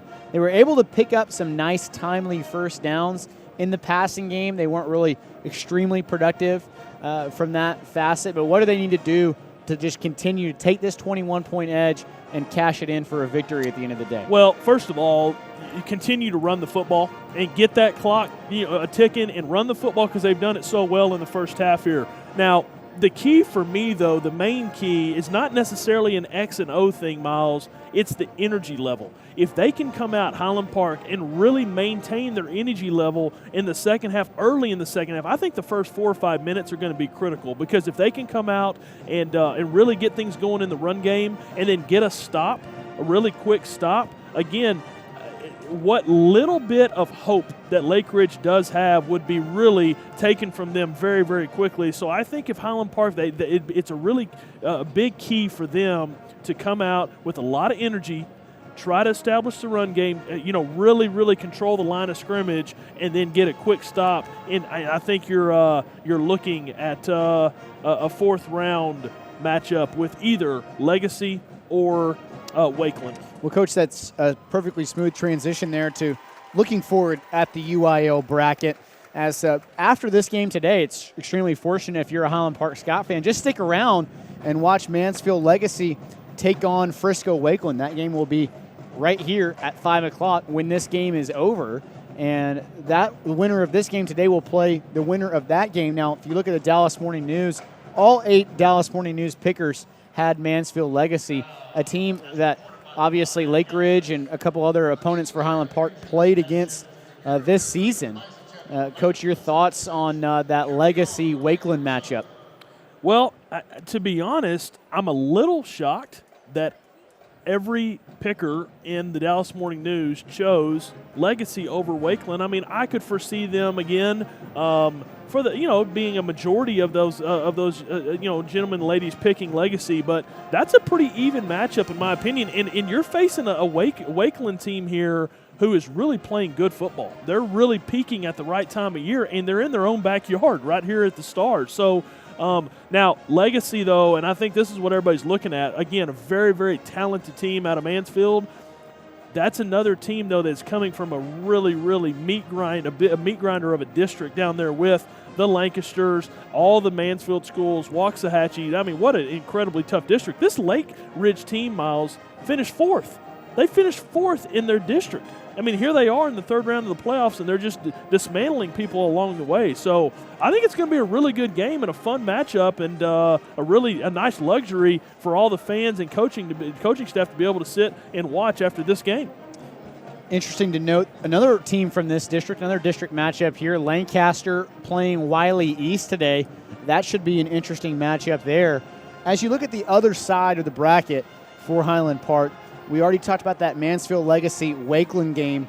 Coach, on the other side, you're looking at Coronado, Heritage, Lubbock Monterey, and Denton Ryan. And out of those 4 teams, Denton Ryan appears to be the class there of Region 1. the big matchup that everybody continues to talk about is Highland Park and Denton Ryan. Now, obviously, you've got to get there, but you're talking about a very, very good offensive team and defensive team, but primarily on the offensive side of the ball in Denton Ryan. And, again, don't want to take anything away from those schools like Colleyville Heritage or the 2 Lubbock schools that are the last 4 left in that region with Denton Ryan. But, it really all signs are pointing towards a Highland Park and Denton Ryan matchup. And, my goodness, what a fun matchup that will be. And that's also an interesting side point to that game. Those are 2 6A teams from the past couple of years that have moved down a division and would be playing each other in the state 5A semifinals. I mean, that's going to be just a class or just a game of a different class, basically. Yeah. And the winner of that has a huge shot to go into that championship game with a bunch of momentum and a potential chance to pull out the whole entire title and bring it home for either one of those squads. Yeah, the coach is about to come back out of me right now, though, and it's so much fun as media and announcers to talk about that. But, boys, we got to take care of business. You're still facing a very, very potent offensive team in Lake Ridge here in the second half. And then, obviously, you got to take care of business. Should you here in the second half, you got to take care of business next week to get there. But, boy, it is a lot of fun to talk about that potential matchup. Yeah, this game's not over by any means. 21 points is almost nothing to this Eagles offense if they can get some kind of rhythm in the second half. And you just said it right there. It could happen with a blink of an eye, and they're right back in this game at the start of the second half. And the Scots are getting the football first here in the second half, which I think is key, is get the football again, really establish the running game. It is so unbelievably unfortunate that Kosmetsky went out. You hope the best for him. I mean, you're talking 3, actually 4 if you count J.D. Beverly, 4 big-time losses for this Highland Park offense. I mean, between Sawstad, Genevine, Beverly, and now Kosmetsky, my goodness, it's you just go, hey, when is it enough? And but they just continue to rise to the occasion. Coach, we got a very special guest with us up here in the booth. My man. Hey, how's it going? My man. United States Army freshman right guard, recently up on the travel team. Welcome in Highland Park legend Jack Sides. Thank you. Legend is a great way to, I'm telling you, he's the man. Jack, how are you, buddy? I'm good. How are you, Coach? I'm doing wonderful, man. It's good to see you up here. I wish I still saw you out there in the blue and gold, but man, I know our country's in good hands with you at Army, man. That's so awesome. Thank you. I appreciate it. Oh, it's weird being back. It's awesome. I wish I could be out there too. Trust me. But yeah, it's great. I saw Jack at practice yesterday there on Thanksgiving and said, hey, if you're at the game, come pop your head up in the press box. And Jack, we're glad to have you here. What was your take there on the first half for Highland Park? I thought that was awesome. I mean, you stop them. They're going for fourth down quite a lot. You stop them every time, stall every drive, and then the opening play on offense that folds right up the middle for a touchdown. You can't complain too much about a 21-0 lead. Here's my question for you as an offensive lineman. You got to love the flow of this thing with the Scots in the running game here today. They've really done a good job in the running game. That old line, they're just licking their chops coming off the ball right now, huh, Jack? That looked beautiful. I mean, for what I can tell, Lake Ridge they love to blitz. They love going cover 0, whatnot. I think we're taking advantage of it. They get their shots every now and then, but I see Kosmetsky time and time again. 6 yards, 8 yards, 12 yards. Yeah. I saw Paxton Alexander pop a few. I mean, it looks great right now. Jack, tell me about the continuity of that offensive line. We talked yesterday. Really, a lot of these guys got seasoning last year. You lined up next to Greg Giddens and Mursky and Schellmeyer and Giffen and those guys last year, and certainly it really hurts to lose J.D. Beverly.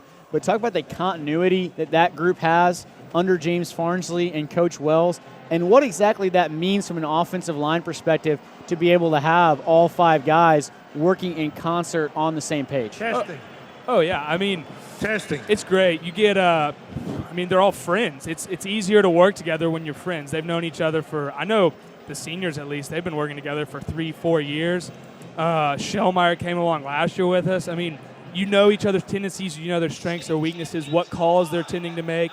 It just helps the flow of the game. It helps them. They can communicate better, and it's showing right now. Obviously, they were able to plug Ben Boudreau in there at left guard. Your thoughts on the job that Mursky did, not only blocking but snapping the ball back to John Stephen Jones, which is underrated, important part of the game there at center, and you know that well. Oh yeah, that's huge. Mursky's done a great job. So has Boudreau. I mean, I made the jump last year after the Pulaski game to Prosper to go to center, and that is not easy. I mean, snapping the ball is a very thankless job. If you do it right, great. Nobody cares. If you do it wrong, that's right. Everybody's looking at you mad. So there's a lot of pressure in that. I mean, people take it for granted, man. Absolutely. They do. You don't appreciate it till you don't have one. Yep, you know? exactly. Yeah. And then, I mean, especially in the spread, there's no under center. Every play, you're going right there. And especially like a 3rd and 1, a 4th and 1, where you're trying to tee off on a nose guard or a down lineman. I mean, you got to worry about that snap first. And hey, I'm just telling you, hey, don't be surprised if we don't see an onside kick right here. I can just kind of tell that kicker. He looked like it. Did you see that? Yeah, I did. Did you see? I mean, look at him. He's lining it up. He's right lining there. it up right there, and they've got 6 guys on that side, boys. I'm telling you, be looking for an onside kick right here. This is Bryce Virostek, and he's going to pooch it. Well, he's going to go. Come get it. Come get it. In between. Waters going to field it on a hop out at the 28. Right. He's got a seam. Ryan Waters upended there over the 45, and Highland Park will have outstanding field position once again. That was not their regular kickoff man, Jacob Meeks. So a little bit of a curveball thrown there from Coach Kirk Thor. We've talked about the depth all year long. What a huge luxury to have that kind of depth. To have, here you are, you're coming back with a 2x2 look. Urbanzik is in at running back. Kosmechki goes down, but you've got Urbanzik come in there. You're going to see Paxton Alexander and. Well, you never know. Coach Allen is a genius in situations just like this coming out of halftime. 1st down and 10. Jones has 2 receivers stacked to either side. The give is to Urbanzik right in the middle. There goes Jacob Urbanzik, showing off the track speed in the open field. Urbanzik inside the 20, down to the 15-yard line as Highland Park gashes him for 40 on the opening play of the 3rd quarter. Coach Allen, I'm telling you, he loves doing that type of thing where he goes with the stack look and they really get the splits wide by those receivers, and you just think, oh, he's got some sort of gimmick up his sleeve, and then he just runs a simple little zone play right there, and Urbanzik busted for a big run, and good for Jacob, man. I tell you, a guy that's done a great job at running back all year long. Good start for the Scots. 3 receivers to the top of the screen here for Jones, the wide side of the field. And they will give it to Urbanzik once again up the middle. Jacob Urbanzik still on his feet. He's going to be close to another Scott 1st down there inside the 5. Jack, if you're an offensive lineman, you got to love coming out, being able to hit the other team in the mouth here to start the 3rd quarter. Yeah, that looked awesome. On the first play where Urbanzik broke it to about the 15, I mean, you saw Shellmeyer and I think Boudreaux and Mursky, they built a wall that collapsed the entire side of the line, and then right there, I think Giddens just split a hole right open in the middle. Urbanzik was he beat a guy off the edge. Here it goes up the middle. It'll be Jones keeping it himself. Well, had a little bit of room up the middle, then tried to bounce it to the outside, and he'll take a short loss. It'll be 3rd down and short here as the Scots need the 5-yard line. A punch in the mouth here on the opening drive would go a long way to putting Mansfield Lake Ridge out of this one. Perfect start here. If they can punch this in, yeah, you couldn't ask for a better start. Scots are in the 2-back set. Alexander and Urbanzik, they hand it to Alexander. He breaks a tackle. He's going to fall forward to the 5-yard line. It's going to depend on the spot. And the line judge holding up the fist. That means 4th down. I'm going to go with this power package where they bring in Matt Gamm and Turner Cox. It's been very successful for them here in 2016 as they put about 450 pounds of girth on the field. And then what they typically have done is it's just been a simple quarterback power look where those 2 running backs also serve as blockers as well. Urbanzik, Jones, and Alexander in the backfield here for the Scots on 4th down and inches. And they hand it to Urbanzik, trying the right side. Jacob Urbanzik has a 1st down. And he will be wrestled down there at about the 3. Nice play by number 40. Not even on our spotting board. They play a lot of guys on defense, does Kirk Thor. But that might even work out better for Highland Park as they'll run some more time. That's funny. Some things never change. 2013, instead of bringing in Matt Gamm and Turner Cox, it was Andrew Clyde and Tanner Houghton and Brooks Oden coming in. Hey, if it ain't broke, don't fix it. Exactly. Huh? Yeah, that's right. Scott Dozer package.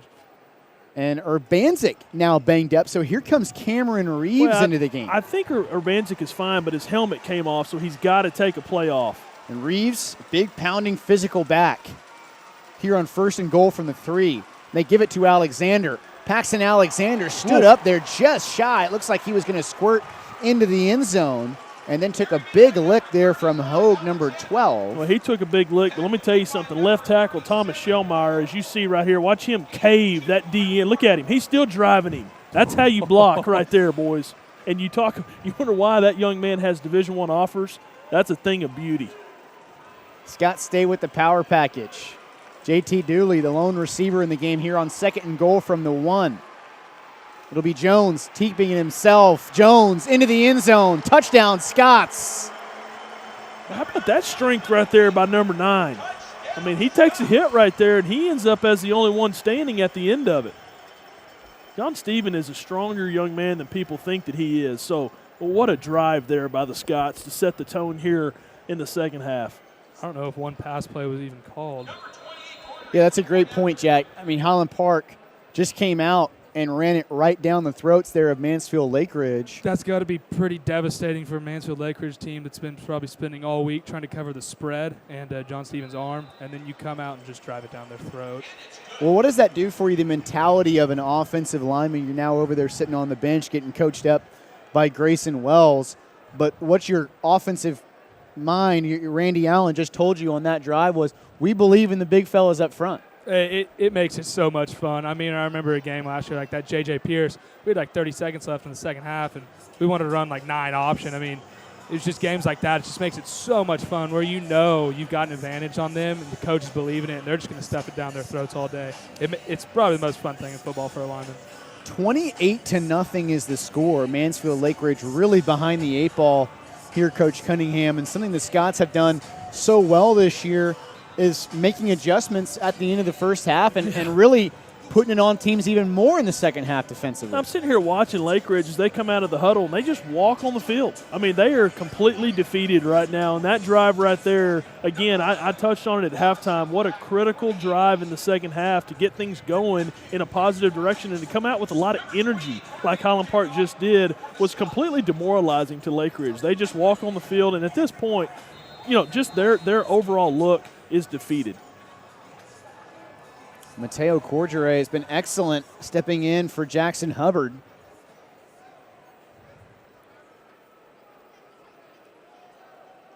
Good to have big number 20, Kyle Massimilian, back in there. He was dealing with an ankle injury for Highland Park. He's running down here on kickoff, as that one will be hauled in by Graham, and it's Junior Dorbra as well as Noble Nash combining on the stop for Highland Park. Let's head down to the third member of our team, Kyle Yeomans, down on the field.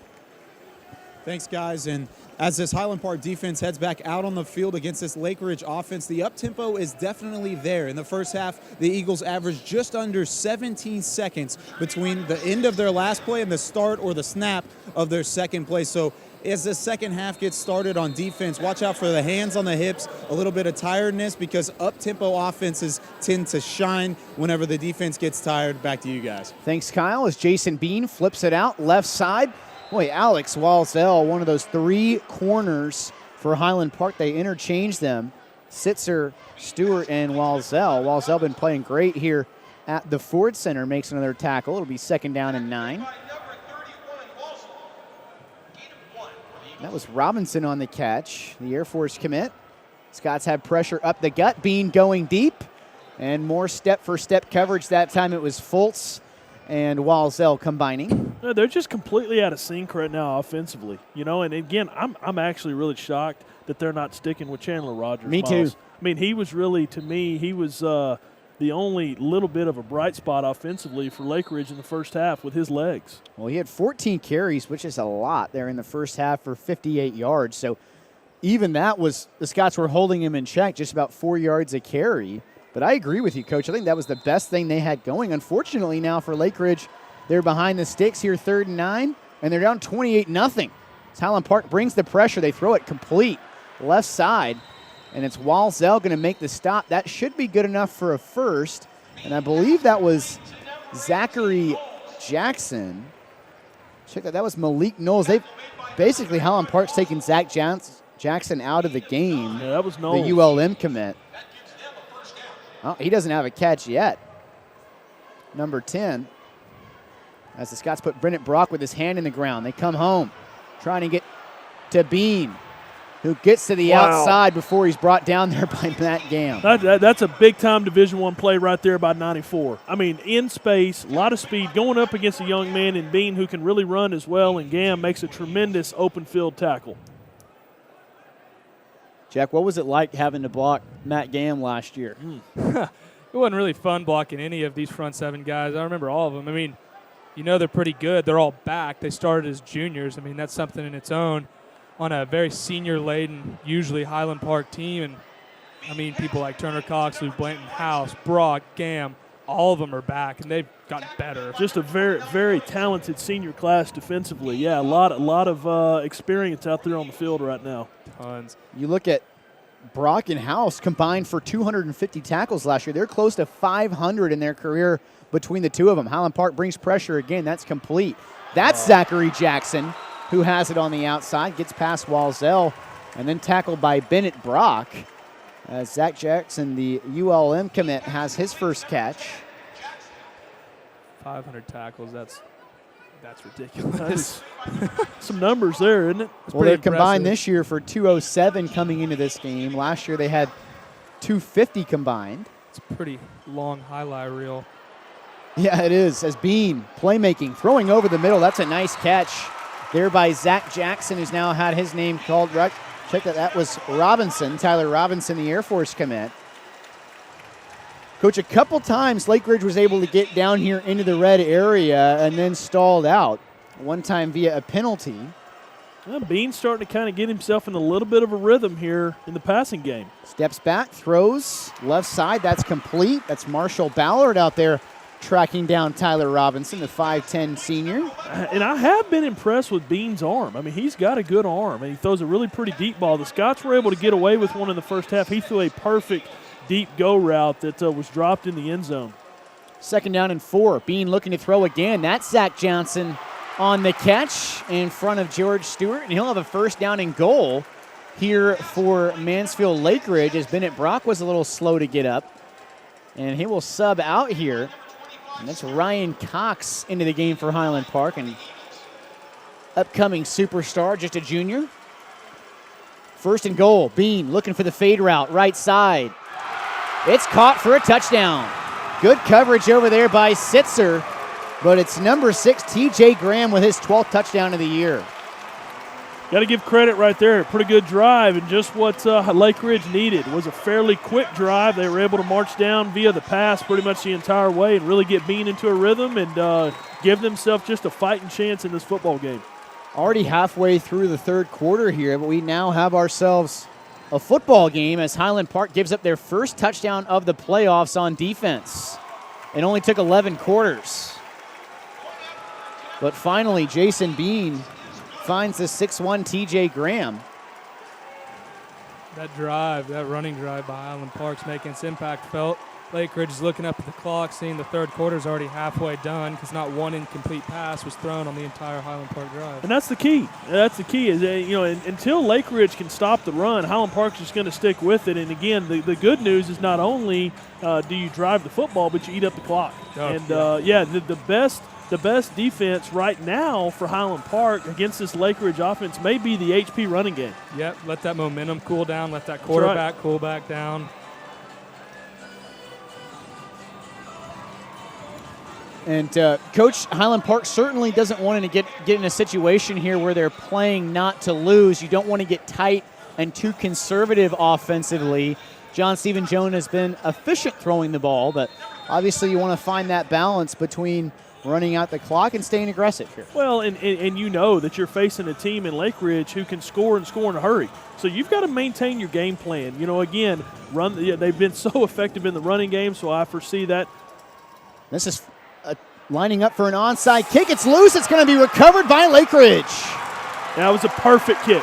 That was a perfect kick. And, boy, now you see, here comes that momentum. There is a flag down on the far side. Over by the 50-yard line, the Scots are clapping like they think it's going to go their way. They might have hit a Highland Park player before they touched the ball, which is illegal. It was number 42, Liam Delhoim. It's the 3rd kicker they've used in the game. And he had a short approach. He was ready. They were onside kicking that one all the way. There is no foul on the play. Foul travel 10 yards before the block. 1st down. I mean, that really was just a perfectly executed onside kick. It really bounded up, and John House did not make an attempt to catch the ball. I think his goal was to try to go up and hit one of those attacking kickoff men, and the D's going to have to step up right here. And again, you know that they're probably winded. Our referee, Kyle Rutherford, lets us know no flag. And the Scott defense has to go right back to work. Here's Jason Bean looking to throw down the field. Had it stripped from behind. Matt Gam got home. Do the Scots have the football? They think they do. They do. Highland Park ball. Miles, brother, Jack, brother, it's been all year. Jack, I know you hadn't been here to see this, but that is what this Highland Park defense has done all year long. Their backs are against the wall, the momentum's on the side of Lake Ridge or the opponent, and they just find ways to step up and continue to make plays. What an individual performance right there by Matt Gam. Matt Gam, 77 tackles, 7 for loss, 5 sacks, 2 pass breaks up, 2 INTs, now 5 forced fumbles. Now I want you to mark down that play right there. That to me, if the Scots go on to win this game, is the play of the game. You don't have to have the best stops, but you sure want the timeliest, and that goes down as one of them. Jones in trouble, having to make a Go to play, waste. looking to his left. He got hit from behind. And that ball came out, boys. It looked like it. Yeah, it looked like it came out. I'll tell you what, Lake Ridge is pinning their ears back right now. They want to hold on to that momentum really badly. Boy, Jones did a good job initially of evading the pressure and then did not feel it coming. Took a big hit as Paxton Alexander's going to check in. Highland Park did well to hold on to the football here as you get a look at the replay. This is where Jones just didn't feel big number 25. That was Brandon Nettles, the junior. And he'll bring up second down and 21. The Scots go back to the 2-back set. Jones rolling to his right, looking to throw deep. Ryan Waters. It's a jump ball. Who's got it? The line judge says that's an offensive ball. Scott football at the 40-yard line. Tie goes the offense. Yeah. That receiver. No way. They've given it to Lake Ridge. Well, but because it's on their sideline. That coaching staff was in the ear right there. I'm shocked because, Ryan Waters came up with the ball. What blows my mind is that defensive back let go of the ball to argue, and they gave it to him. How do you let go of the ball in a tie ball and come up with it? So a couple you of can see sudden right there, they change. both have their hands on it. There's no real possession right there, and then he ends up with Waters the ball. wins he wins the fight. He gets up to argue, and he doesn't have it. It's number 21, Elijah Calhoun, the junior. No replay here. It's Lake Ridge football as they give it to Lee up the middle. Flag is down, and that's from the referee right in the area of a hold. Yeah, Marshall Hammett got absolutely tackled in the backfield. 10-yard penalty, replay, first down. Coach James Herring over there employing the Highland Park fans to come alive here. This is a spot right here where Lake Ridge has a chance to get back in the football game, trailing by 3 scores, 4:25 remaining. Now, I love the score, obviously. I love the fact that Highland Park is up. But this is fun. This is the playoff atmosphere that we've all been kind of looking for. Not 115-5. That's right. Like it was the first 2 weeks. Highland Park brings the pressure. Bean staring down the barrel of the gun. He finds Robinson in space. Making a couple men miss. Robinson still on his feet almost to midfield before Herring brought him down. He is slippery. See why he averaged 21 yards of reception this year.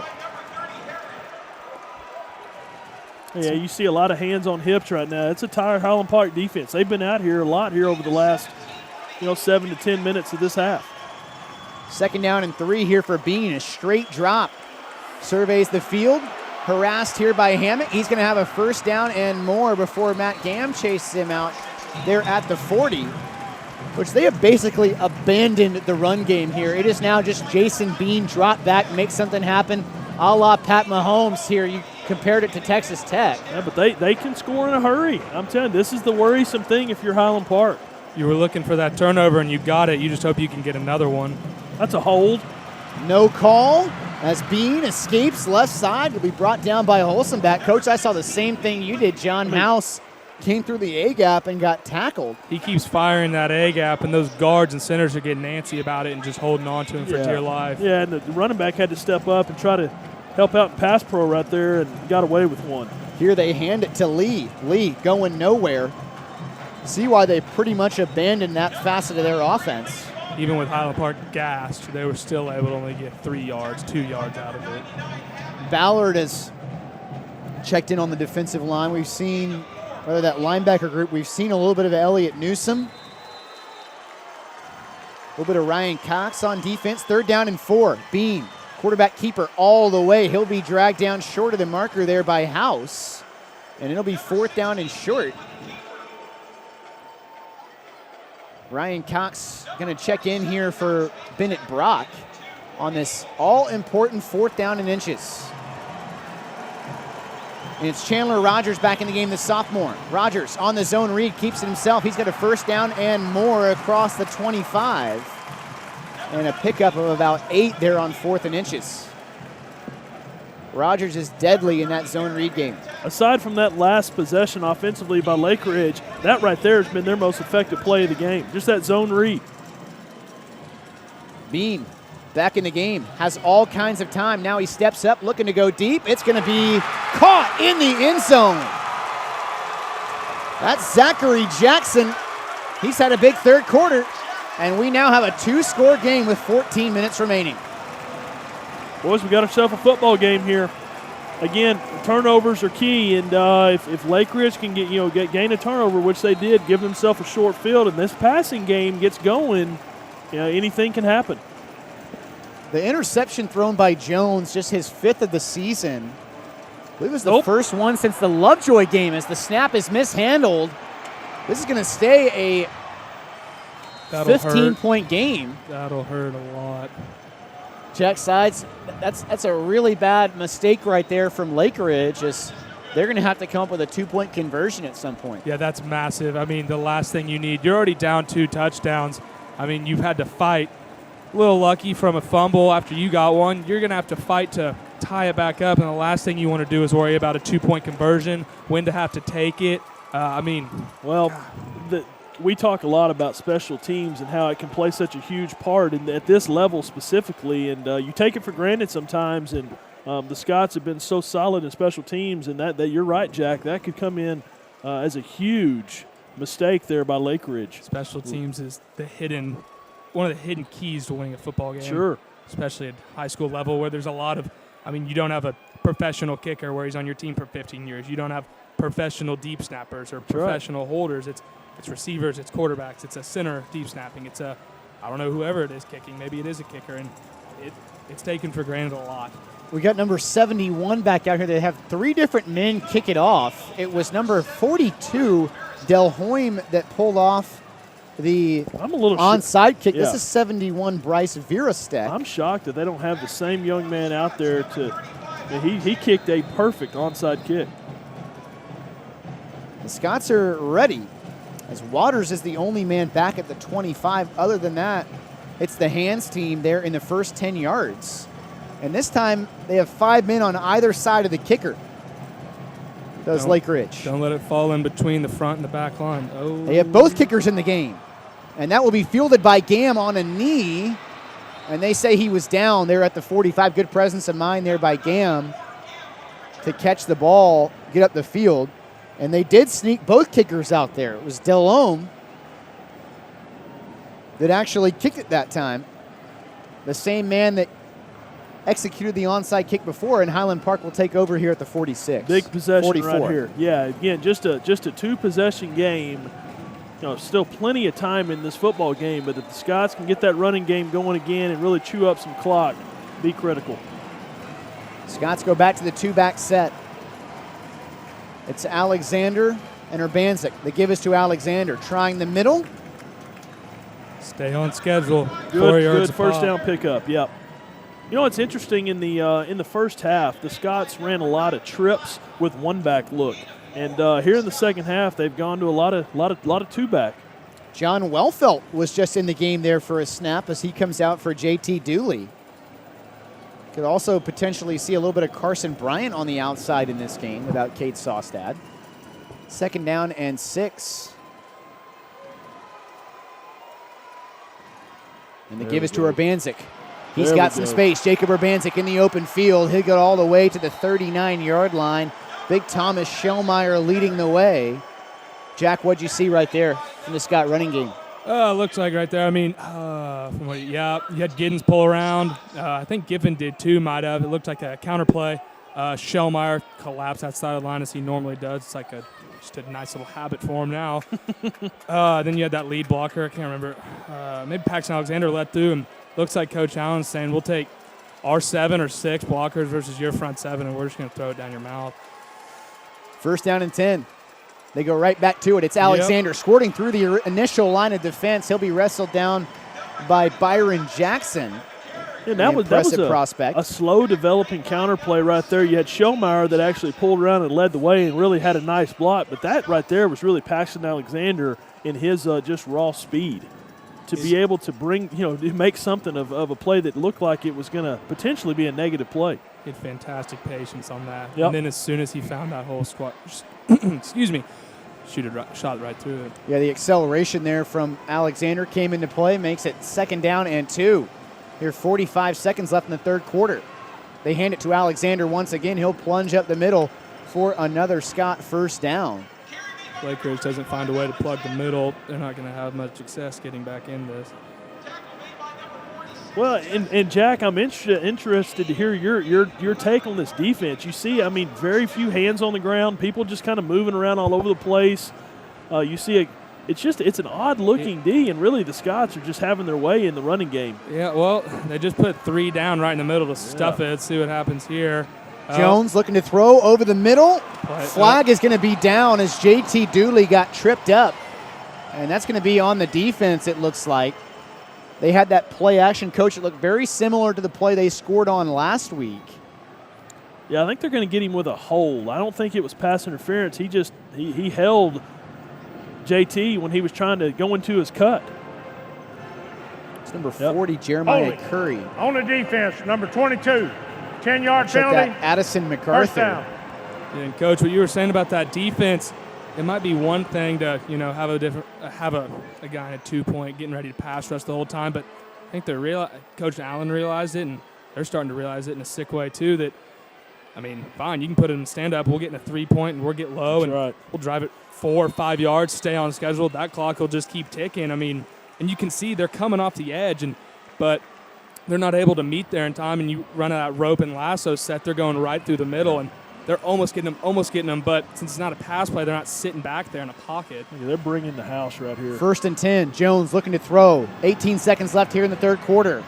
It's JT Dooley, the intended target. No flag there. And that's a play that they were able to convert on twice last week, that fade route. And I like the throw, though. There was only one person that was going to make that play, and it was Dooley. Scots certainly in that kind of situation, missing a Cade Sawstad as John Wellfelt is back in the game on the far side of the field. The 3 receivers right now, Wood, Toohey, and Wellfelt. 2nd and 10. They show that pressure once again. Jones looks over at the sideline to Schumann, Weber, and Gibbs. And he hands it off here. That's Urbanzik up the middle to about the 16. That will be the last play of the 3rd quarter as Highland Park surrenders a couple of scores there in the period, but they remain in control here. 15 points is the margin at the end of 3. We'll take a quick break and be back for the 4th quarter. You're watching Highland Park football presented by Game On Sports.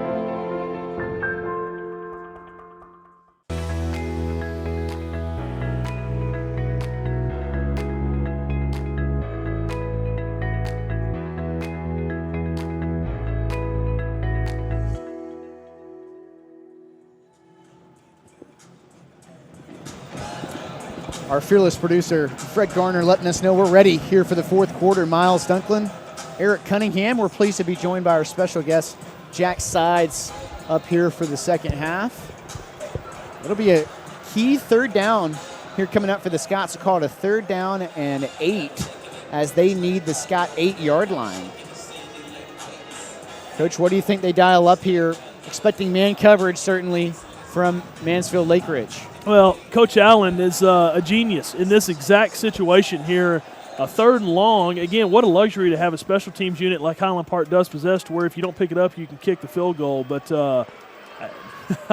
that's a great question. I'd love to see what he's going to dial up. 3rd and 8. Jones throws it back. Left side, it's Paxton Alexander. He's got a convoy. He's got some room. Paxton Alexander will score.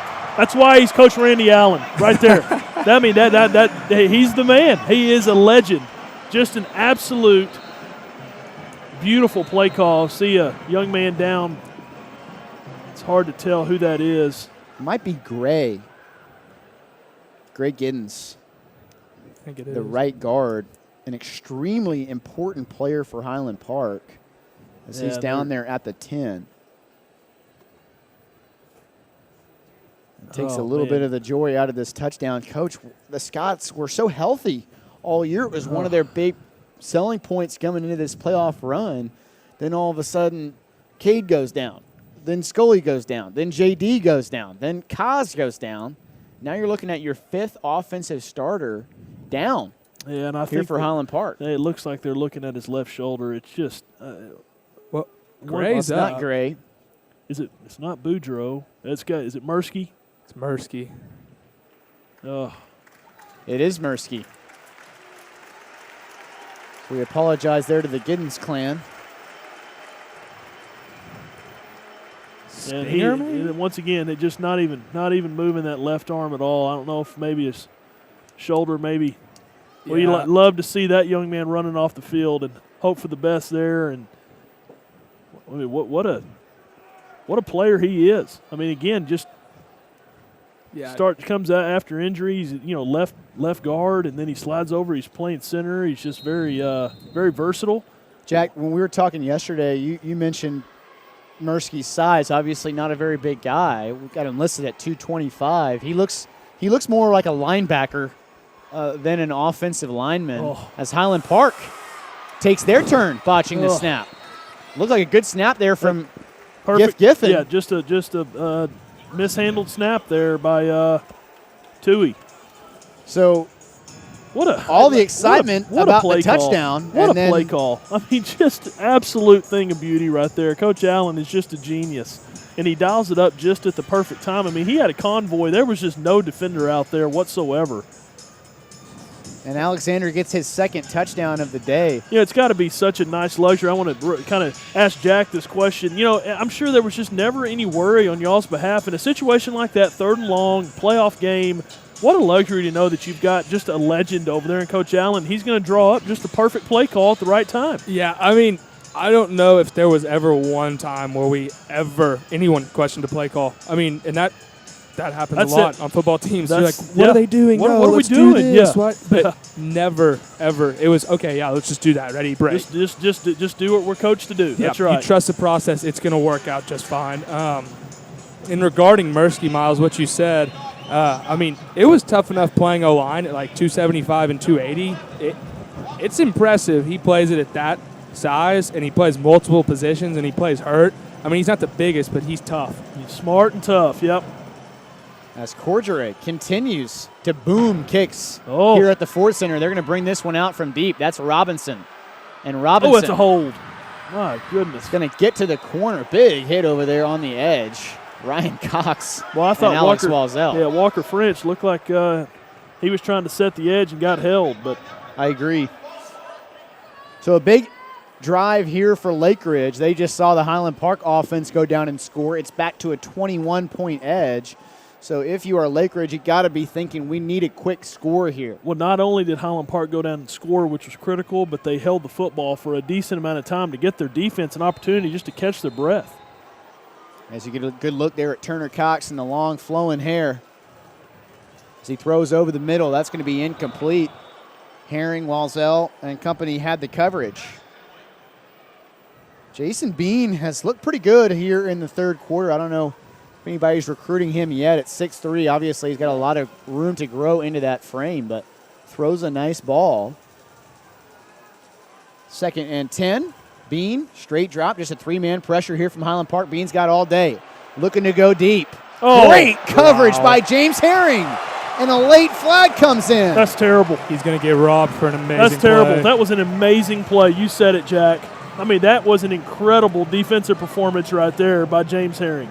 He turns, he finds the football. With his left hand, he goes up, and he knocks it down. That's unfortunate. He had to go Pass over the interference receiver. on the defense, number 30. Well, we 15-yard respectfully penalty, disagree there with first Kyle down. Rutherford. And that was a huge play right there for Lake Ridge. They were going to be on 3rd down and 10. If I was Coach Trotter or Coach Woods or Coach Allen, I'd tell him to do the exact same thing again. Look at Coach Trotter's hot, man, and for good reason. He's hot. They're not rewarding a good play. Handoff up the middle. Highland Park stuffs it. What a play right there by John House. Front seven's got his back. Well, you start to see why they've really kind of abandoned rushing the ball. Darius Lee has about 30 yards on the ground. Now 2nd down and 12. Bean, straight drop. Now out there in space, one-on-one with House. Now he's going to throw it, and it's incomplete.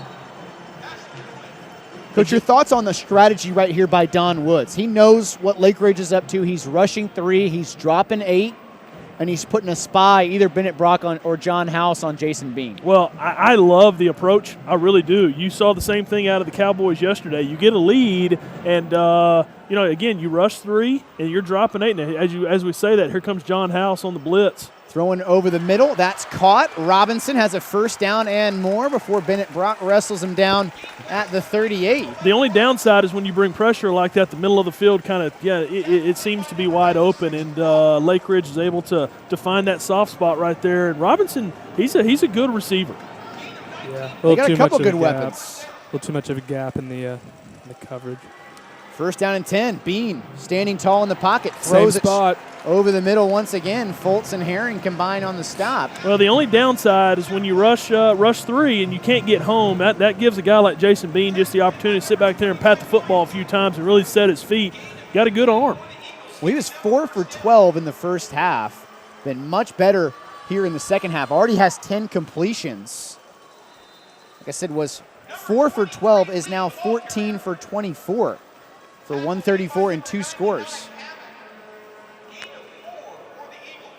They got a couple offensive linemen in there, not guys they typically use. Remember, they're bringing in 3 fresh bodies at D-line right now. As Tress Page, John Hoover, and Elliott Newsom all check in.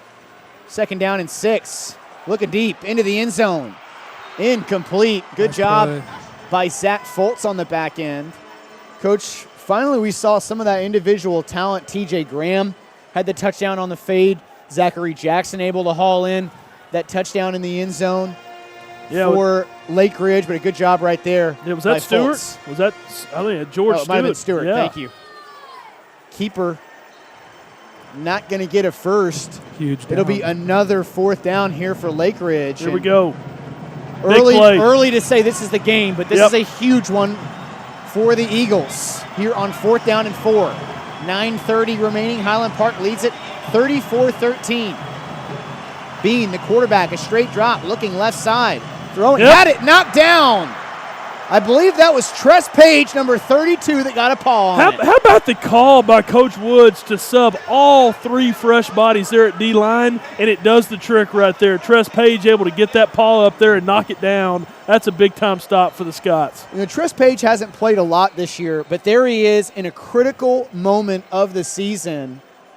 I mean, in there making a huge play, ready to step up when his name is called. That's what you coach those D linemen to do. If you can't get home, throw your hands up in there. You never know. You may be able to knock something down. That's exactly what Tress is able to do, and that's a big-time play by the Scott defense in 32. The scrappy senior at 5'9", making an impact play.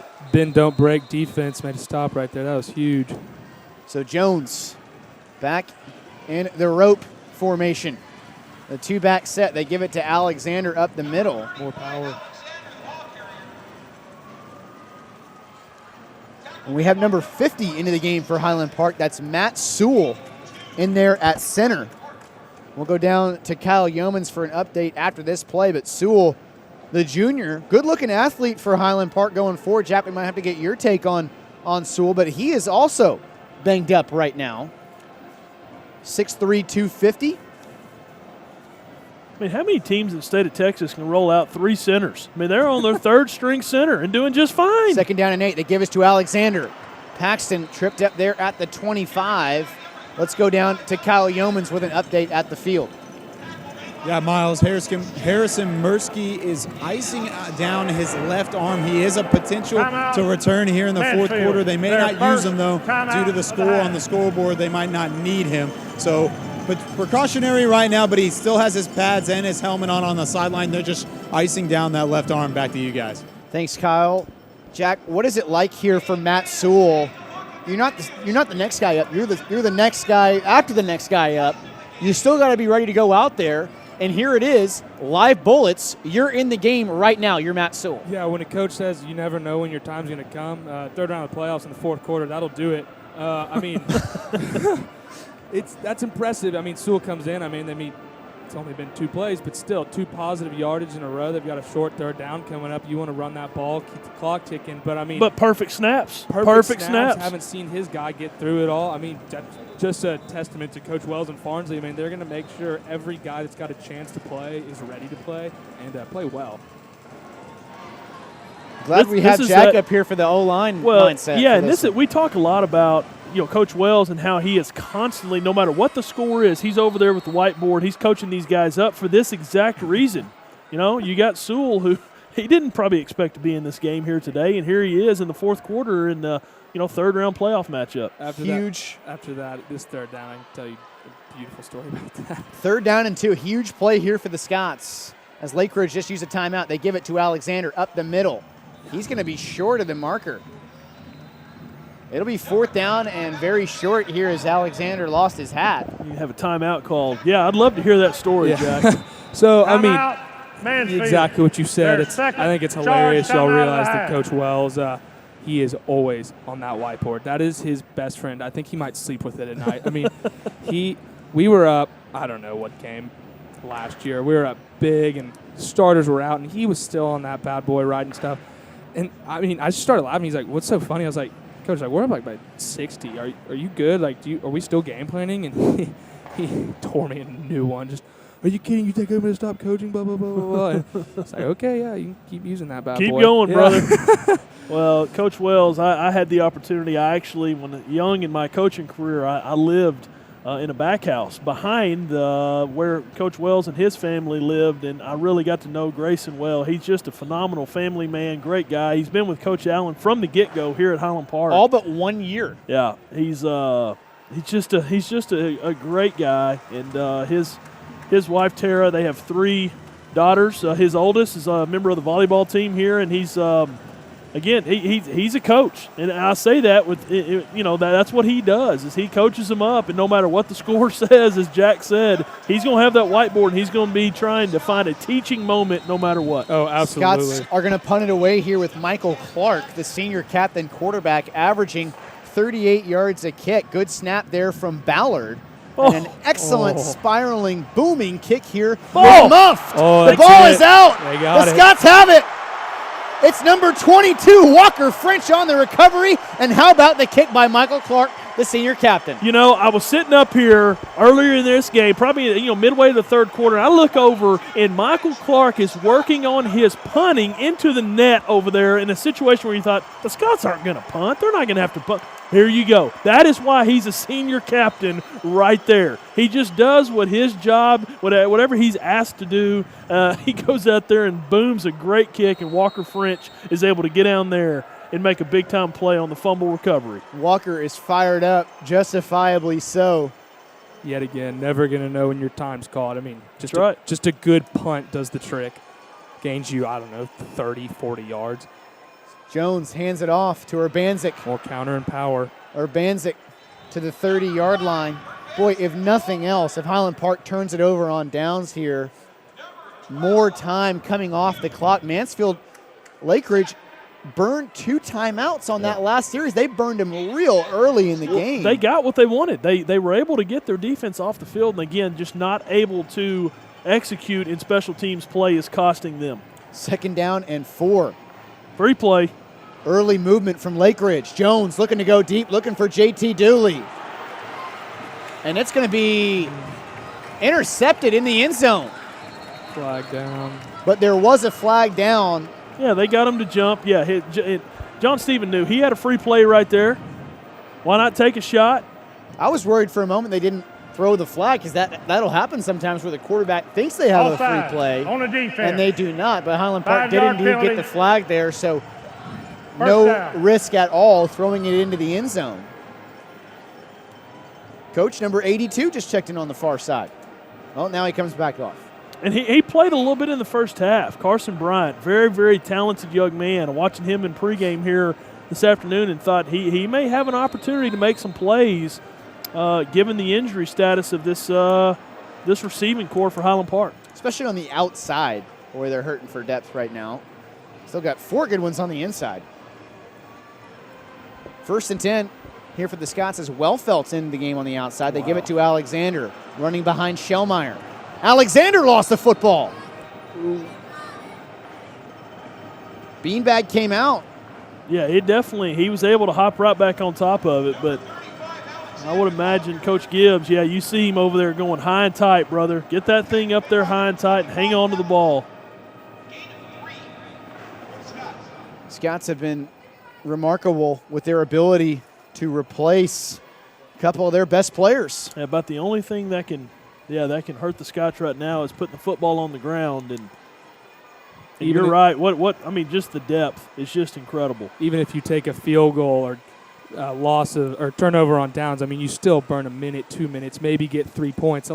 Just don't turn the ball over. Coach Allen took a timeout right before that Prior play to the was ran. snap, timeout, Highland Park. Their first charge timeout of the half.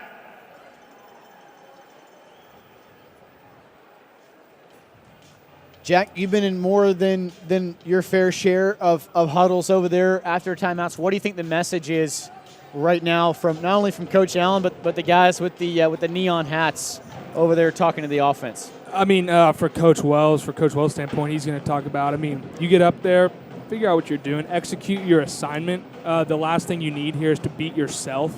Just stay on schedule, keep getting 3, 4, 5 yards. Both sides of the ball know what they want to do right now, and that's run the ball and eventually score a touchdown. There's no secret right now for the offensive guys, Coach Weber, Coach Gibbs, Coach Allen.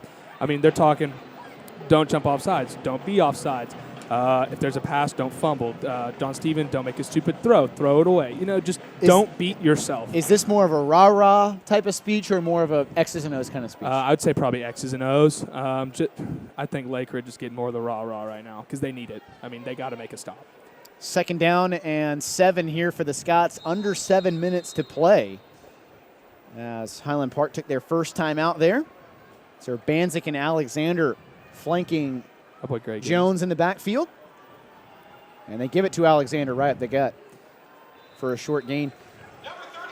Jack, it is Gray Giddens up front that calls out everything for Highland Park. Even with their full complement of offensive linemen, he's the guy that gets everybody lined up front. How important is that and how difficult is that? Yeah, I'm watching that right now. He's really taking charge of this line. He's got a sense of ownership right now, and I guarantee you Coach Wells talked to him about scouting out what's about to go on. He relayed it right to the line, stay on schedule, get 3, 4 yards. He's doing a great job. It's hard. Especially from a guard standpoint, because guards just usually don't do that just in football. That's impressive. You got to look around. You've got to relay it to the quarterback that you're ready, and you've got to go execute yourself. On the counter, it's Alexander. Beautiful. Paxton has another first down for Highland Park. Churn another 2 minutes off the clock here for the Scotties. And you noticed in the middle of that play, you heard the old lineman standing here behind us say beautiful. Let me tell you why he said beautiful. There were 2 old linemen in Gray Giddens and Thomas Shellmeyer that absolutely were laying on top of their defender. That is how you block, boys, is you not only do you drive them into the ground, hey, I'm telling you, you just – that was a thing of beauty right there. And Jack's up here loving every second of it, and for good reason. That's how you get another helmet sticker. Yeah, it's fantastic. Shellmeyer's making his calls, and for guys like Shellmeyer and Giddens and everybody's making calls. They don't know just their position. That means they know all 5, and that's impressive. Urbanzik, a modest gain here. Giddens isn't going to tell Boudreaux or Mursky, I know he's not in right now, or Sewell or anybody what to do if he doesn't know what they're supposed to do. And I asked J.D. Beverly the other day, who's been our best offensive lineman this year? And he said Gray Giddens. I mean, you could easily – we've had coaches tell us, well, it's 54, it's 71, it's 74, it's 58. But his take was great. Gray gets us lined up. Gray makes us go up front. Yep, doing it again. There you go. 2nd down and 9. Still out of the 2-back set. They give it to Alexander once again up the middle. Paxton Alexander has his 3rd score of the game. It's 40-13 Scots. That was a thing of beauty by the offensive line right there. I mean, those guys absolutely came off the football, drove them backwards. That was a thing of beauty right there. And Coach Wells, who typically doesn't show a lot of emotion, was the first one out to almost the numbers, giving a big fist pump, and for good reason. He knows that his young men have played a heck of a game up front here today. That's fantastic. It amazes me that they're still Lake Ridge is in a 2-point stance, and they're getting blown back 3 or 4 yards off the ball before Alexander has the ball. I mean, you can't ask for much more. Scots execute the extra point to perfection. That makes it 41-13. It's a 28-point edge here for the Scots. Well, something catastrophic is going to have to happen for this one, the Scots not to be playing in week 4. And so, tell you what, and Miles, you talked about it. We've given a lot of credit to the offensive line, and for good reason. But, man, Paxton Alexander, I mean, what an incredible luxury it is to bring in a guy like that who really over the last, Miles, 5 weeks has, it's not a shot to him, but there's just been guys out there in front of him He's been banged up, and they've had other guys to get the job done, and they've been holding Paxton Alexander back for a moment just like this. And, Coach, I think what's been impressive about Paxton's performance today is they're kind of asking him to do something here that's not really his game. They're asking him to go in there and be Jack Kosmetsky and run in between the tackles and get 3 or 4 yards to salt this game. I mean, he is an in-space kind of player, but he's done really well at trying to put this game on ice. Scots have rushed for over 200 yards in the contest. Kaz went over 100 himself before he left in the second quarter as Cordray ready to kick it deep. And another excellent boot by Cordray. Coach, I mean, I'm not putting down Jackson Hubbard here, who's had an outstanding career at Highland Park and is going to continue to do good things when he gets healthy. And he told me this week he's kind of down between Duke and Vandy, pretty good options to go kick at. But boy, has Mateo Cordray been a shot in the arm for this team. Well, let's think. Yeah, you're exactly right. It absolutely do not mean any ill will towards Jackson Hubbard, who's going to have a tremendous career kicking at the next level. Cordray has come in and done a phenomenal job, and he himself is going to have an opportunity to kick at the next level at a very high level. I believe so. As Bean drops back, looking to throw it deep. Working on Walzell. More excellent coverage over there by the Scots. Beautiful. That was absolute gorgeous coverage. And what Walzell did so well is he turned to look for the football. Again, more often than not, and we're talking at the collegiate and the professional level, the reason interference is called is because those DBs don't actually turn and try to find the ball. They never make an attempt to make a play on the ball, and the refs will just call that by default. That's right. Bean looking to throw it deep. Now trying to get to the perimeter. Smart and he's play going to by run out John of bounds. House pulled up.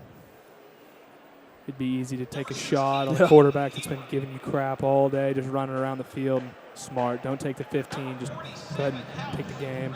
3rd down and 9. House and Brock have just been themselves here again today. We've seen it the last 2 years in the middle of that Scott defense. Here on 3rd down and 11, interesting play call there. I believe that was Blanton making the play. It'll bring up 4th down and long.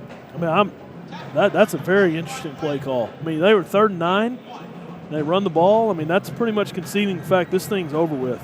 I mean, Darius Lee is averaging 3.5 yards a carry today. Came into the game averaging 6 yards a carry. 4th and 7. This is the game for Lake Ridge. Bean over the middle. Great coverage, but it's hauled in. I've been impressed with a couple of these playmakers, Robinson, Jackson, and Graham. They have made some contested catches on the football, but Coach, even the plays that Lake Ridge has made in this game, Highland Park has been hanging all over these receivers. This back end has answered the bell today. Yep, done a tremendous job. Really have. And that was one of the keys to the game today.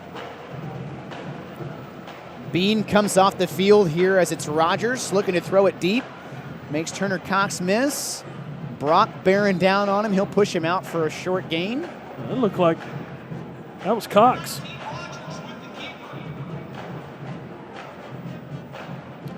So that was Ryan Cox. Boy, Ryan Cox looks like, Coach, he's going to be a real stud. Playmaker. Yeah, he's going to be a stud next year.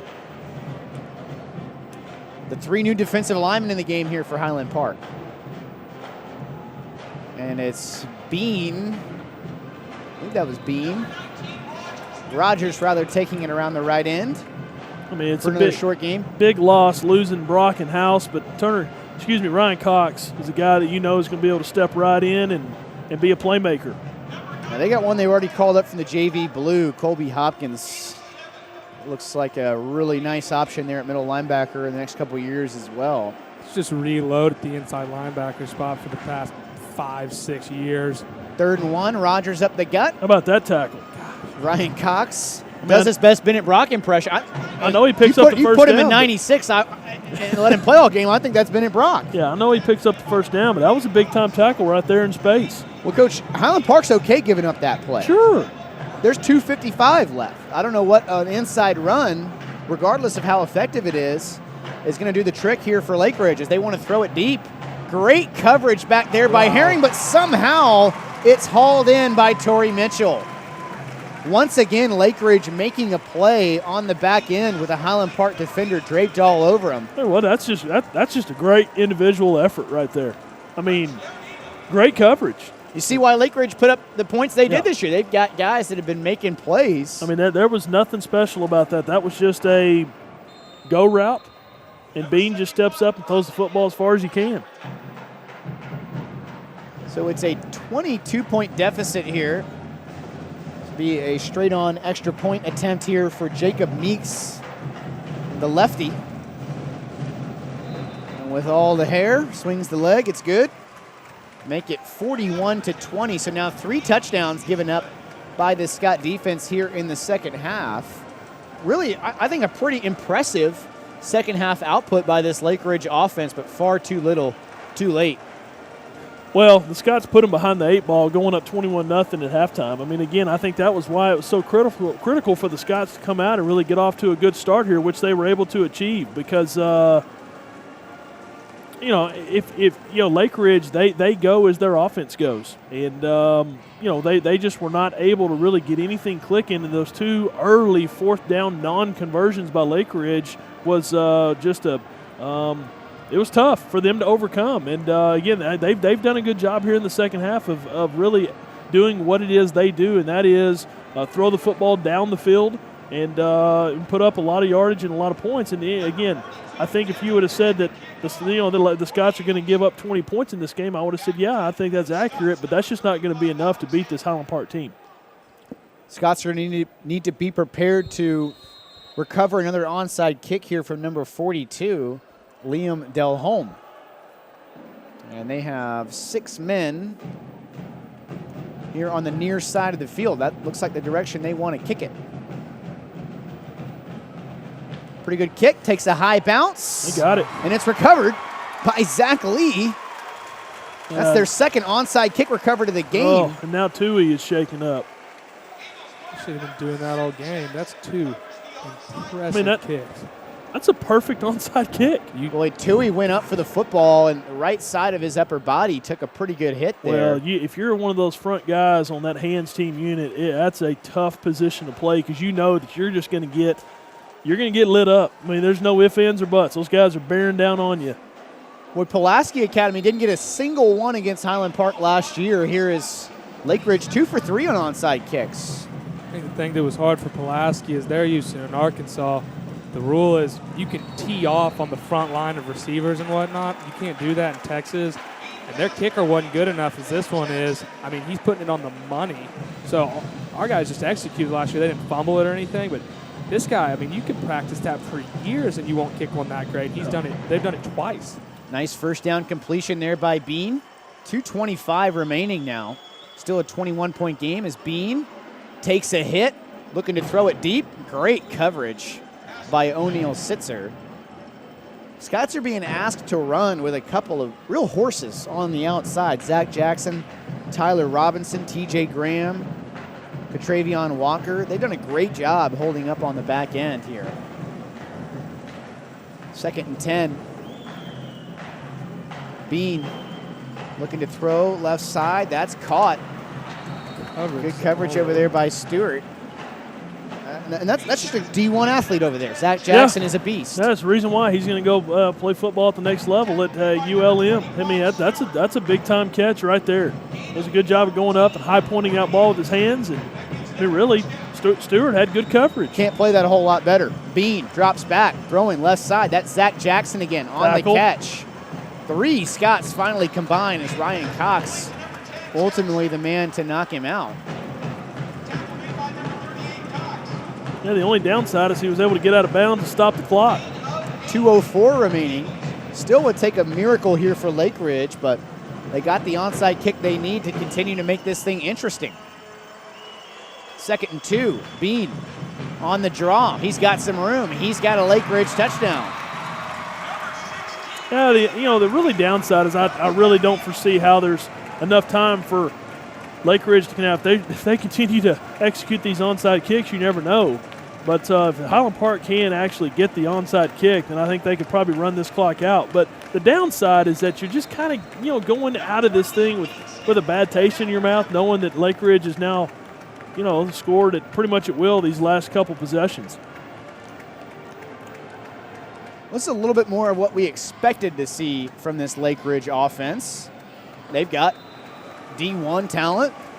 The coach has made some plays. I think, although I agree with what you're saying, that you have a little bit of a bad taste in your mouth, you'd rather certainly come out of here with a 0. I think if Highland Park goes back and looks at this on film, and certainly Coach Woods will have a couple negative things to point out, but some of these have just been nice plays made by Lake Ridge. Highland Park has had the coverage. And this thing's you can't not really over. hang your head about what's happened here. This thing is not over with. If they pick up an onside kick here, stranger things have happened. I mean, again, we're sitting in just a 2-possession game right now. It's 41-27, 1:58 remaining. Only 1 timeout left for Lake Ridge. They were using those timeouts with about 9 minutes left in the ball game. What's hard about this onside kick is now Lake Ridge has the confidence that they know there's a real chance they can get it. And then you've got that front line of Highland Park that's kind of like, oh, God, we got to go do this again. But it's good they'll do it again, because if they get it, gets their confidence right back up, they'll be able to do this just fine. And it looks like it's been the same couple guys, House and Tui, really, that have been the target here on these onside kicks. And it looks like it's going to be the same approach No better way from Delhomme. No better way to get good at recovering onside kicks and take about 4 of them in a playoff game. And he is targeting John House once again. And Another this time one. House pulls it down, took a big hit. But House held on. That's a man right there, boys. Yep. I mean, John House, he knew. Knew it was coming. He knew it was coming. I mean, there's nothing you can do about it. You got to just stand there, and you got to get up there and field that kick and know you're going to take a hit. He's a little dinged up, but he can celebrate with a 3rd-round trophy now instead. That's right. John House that's is big just time. Is just a guy. Excuse me, there, Eric. Watching him not only on the football field, but what he does on the cross field as well. He just is a playmaker. He just is a guy you want on your team. Well, think about it. When it comes down, to Miles, you got a bunch of receivers out there on the hands team. And John House. That's exactly what I'm getting at. That's an athlete. Yeah. That's what I'm getting at here. Michael Clark is in the game as he hands it to Urbanzik right across the Dallas Star. Now you just got to hold on to it. Carry that football high and tight. There's the last timeout called there by Lake Ridge. And all Highland Park needs to do is pick up third and final timeout of the half. Pick up a 1st down or 2, and this thing's over. Big Giffen over there limping a little bit. That is the last time out there from Lake Ridge. Yeah, the O-line has played a heck of a game, and they've taken a beating, man. Yeah, they're going to earn it. Yeah, no doubt about it. They're going to earn that 3rd-round win. And boys, I mean, look, this is a little more what we anticipated. 41-27 again. Lake Ridge. I mean, Highland Park's been well in control, but Lake Ridge has put up some points here in the second half, and but this is what you expect in a playoff, third round playoff game. I'd like to point something else out, just in terms of Highland Park's execution. Only one penalty in this game today for the Scots. 0 penalties last week. Jack, just playing against yourself, that's really impressive. I mean, over the course of 2 48-minute football games, you have 1 penalty against your team. That's remarkable. I mean, you talk about not beating yourself. There's like one of the number one ways to do that. That you only benefit from penalties then called in the rest of the game. They're just going to be against Lake Ridge or last week. Alexander, last week too. Able to gain about the 46-yard line. And that only penalty, I thought, was a terrible call on James Herring. That was it could have easily been a 0 penalty day here for the second consecutive week. That's for Coach Randy Allen. But that, as an opposing coach, like for example, if you're Wakeland or Legacy going into this next week matchup, you've got to know that, hey, we're about to play an opponent. They're not going to beat themselves. They're not. We're not going to be able to get the motion penalties and the holding penalties and all that stuff. They're just not going to beat themselves. So it's another wrinkle that those coaching staffs are concerned with going into a matchup with Highland Park. They hand it to Alexander once again. They've already got doubts after coming off a 56-0 beatdown from 3 years ago. So their coaches have got to convince their players enough, guys, we can do it, but they don't beat themselves, and they've scored close to 200 points this playoffs, and they've given up like 4 touchdowns. So we can do it, but Highland Park is now plus 350 in the point differential on the season. For what it's worth, Lake Ridge was only plus 46. And I think that tells you a lot about the quality of team that Highland Park has had this year. I mean, you look at how long they've spent trailing. I mean, really only Wiley East. They spent a few minutes trailing against Poteet.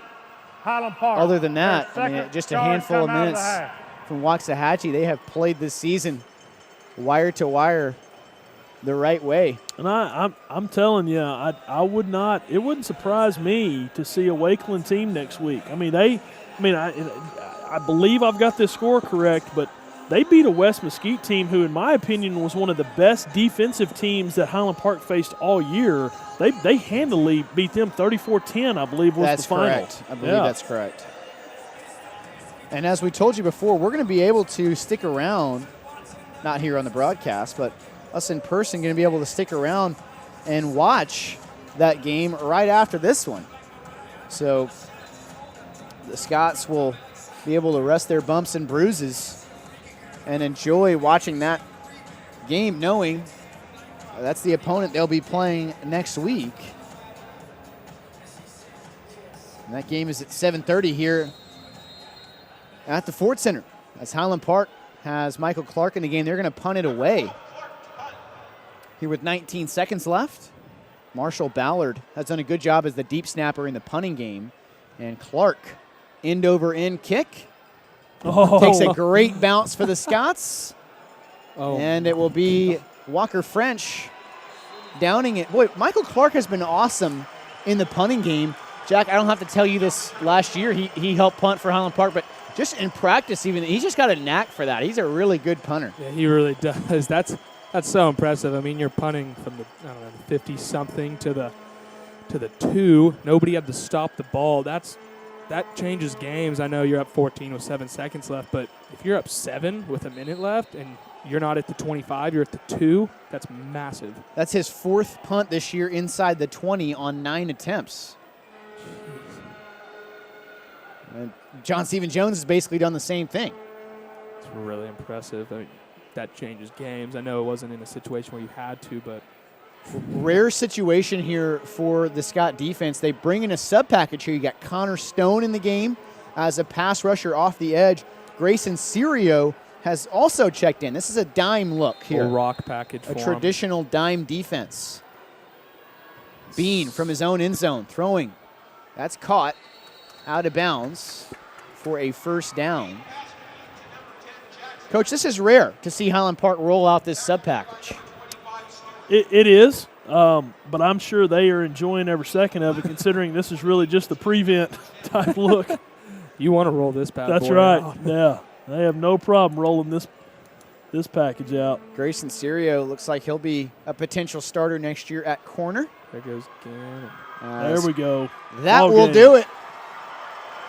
Lake Ridge's 2016 has come to an end. Highland Park will advance to the regional final next week. That game likely will be at AT&T Stadium. We won't know the opponent until about 9:30 tonight. But a great win here for the Scots as they take this one 41-27 is the final score.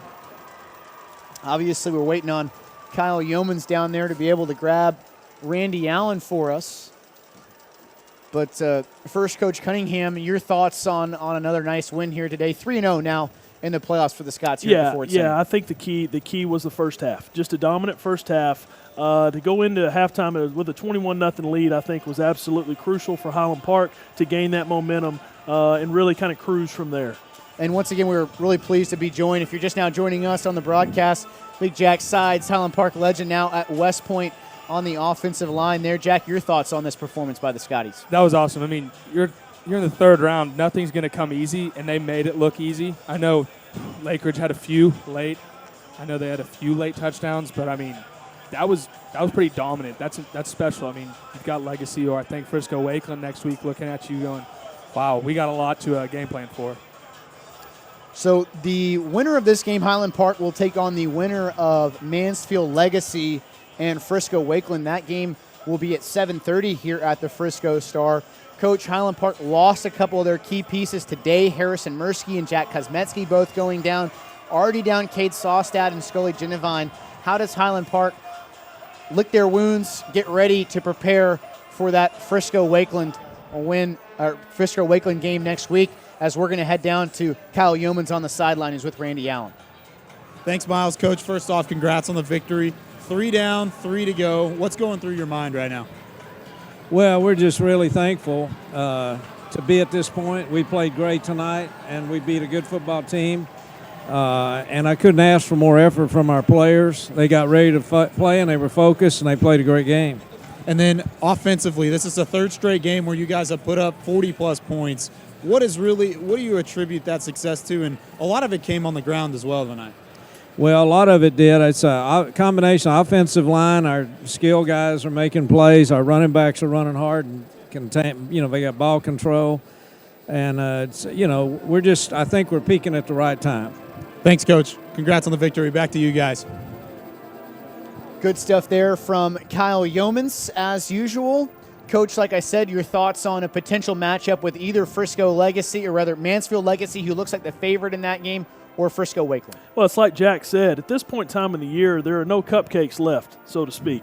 And everybody's going to be good. So whether it is a Legacy team or a Wakeland ball club, either way, the Scots know they're going to have their hands full. But I can promise you on the flip side of that, every opponent that could face Highland Park is going, they know they're about to run into a buzzsaw, because Highland Park is peaking at the right time. As Coach Allen just said, the defense is playing incredible. And I'll tell you what, if I was a picking man, it'd be really difficult to pick against Highland Park no matter who the opponent is right now. Jack, how do the Scots build on this solid performance again next week against the potential either Frisco, Wakeland, or Mansfield Legacy? Not to be critical, but what's great is you won impressively, and there's still a ton to improve. I know there were some negative plays in the run game. There were some sacks. You turned the ball over a little bit. I know I'm making it sound like we lost. Had some injuries. I think it's a great perspective here. Sure. You missed a PAT, and you gave up some late touchdowns. So not only did you win, you have tons to improve on, and you stay humble. So I think there's plenty to improve on, and you're not arrogant going into the next game. You've got a work ethic, and you've got a motivation for this week to get better. And I want to touch on that. Not only are the Scots peaking at the right time, but when I talked to the coaches the last 2 weeks, they've said we just had our best week of practice. And that's tough to accomplish that this time of year. These young men are staying hungry, and it's like I mentioned in the pregame show, Miles, they are excited, but they are absolutely not satisfied, and that's the kicker. A lot to be thankful for here on the day after Thanksgiving here, Black Friday from the Ford Center. Highland Park emerges victorious 41-27. So for an entire cast of characters that made it happen, Kyle Yeoman's down on the sideline. For Coach Eric Cunningham and Jack Sides, I'm Miles Dunklin. So long from the Ford Center.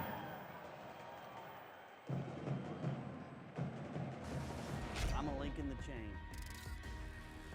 I'm a link in the chain. I'm a link in the chain. I'm a link in the chain. I'm a link in the chain. I'm a link in the chain. I'm a link in the chain. I'm a link in the chain. I'm a link in the chain. I'm a link in the chain. I'm a link in the chain. I'm a link in the chain. I am a link in the chain. When you play one of us, you play all of us.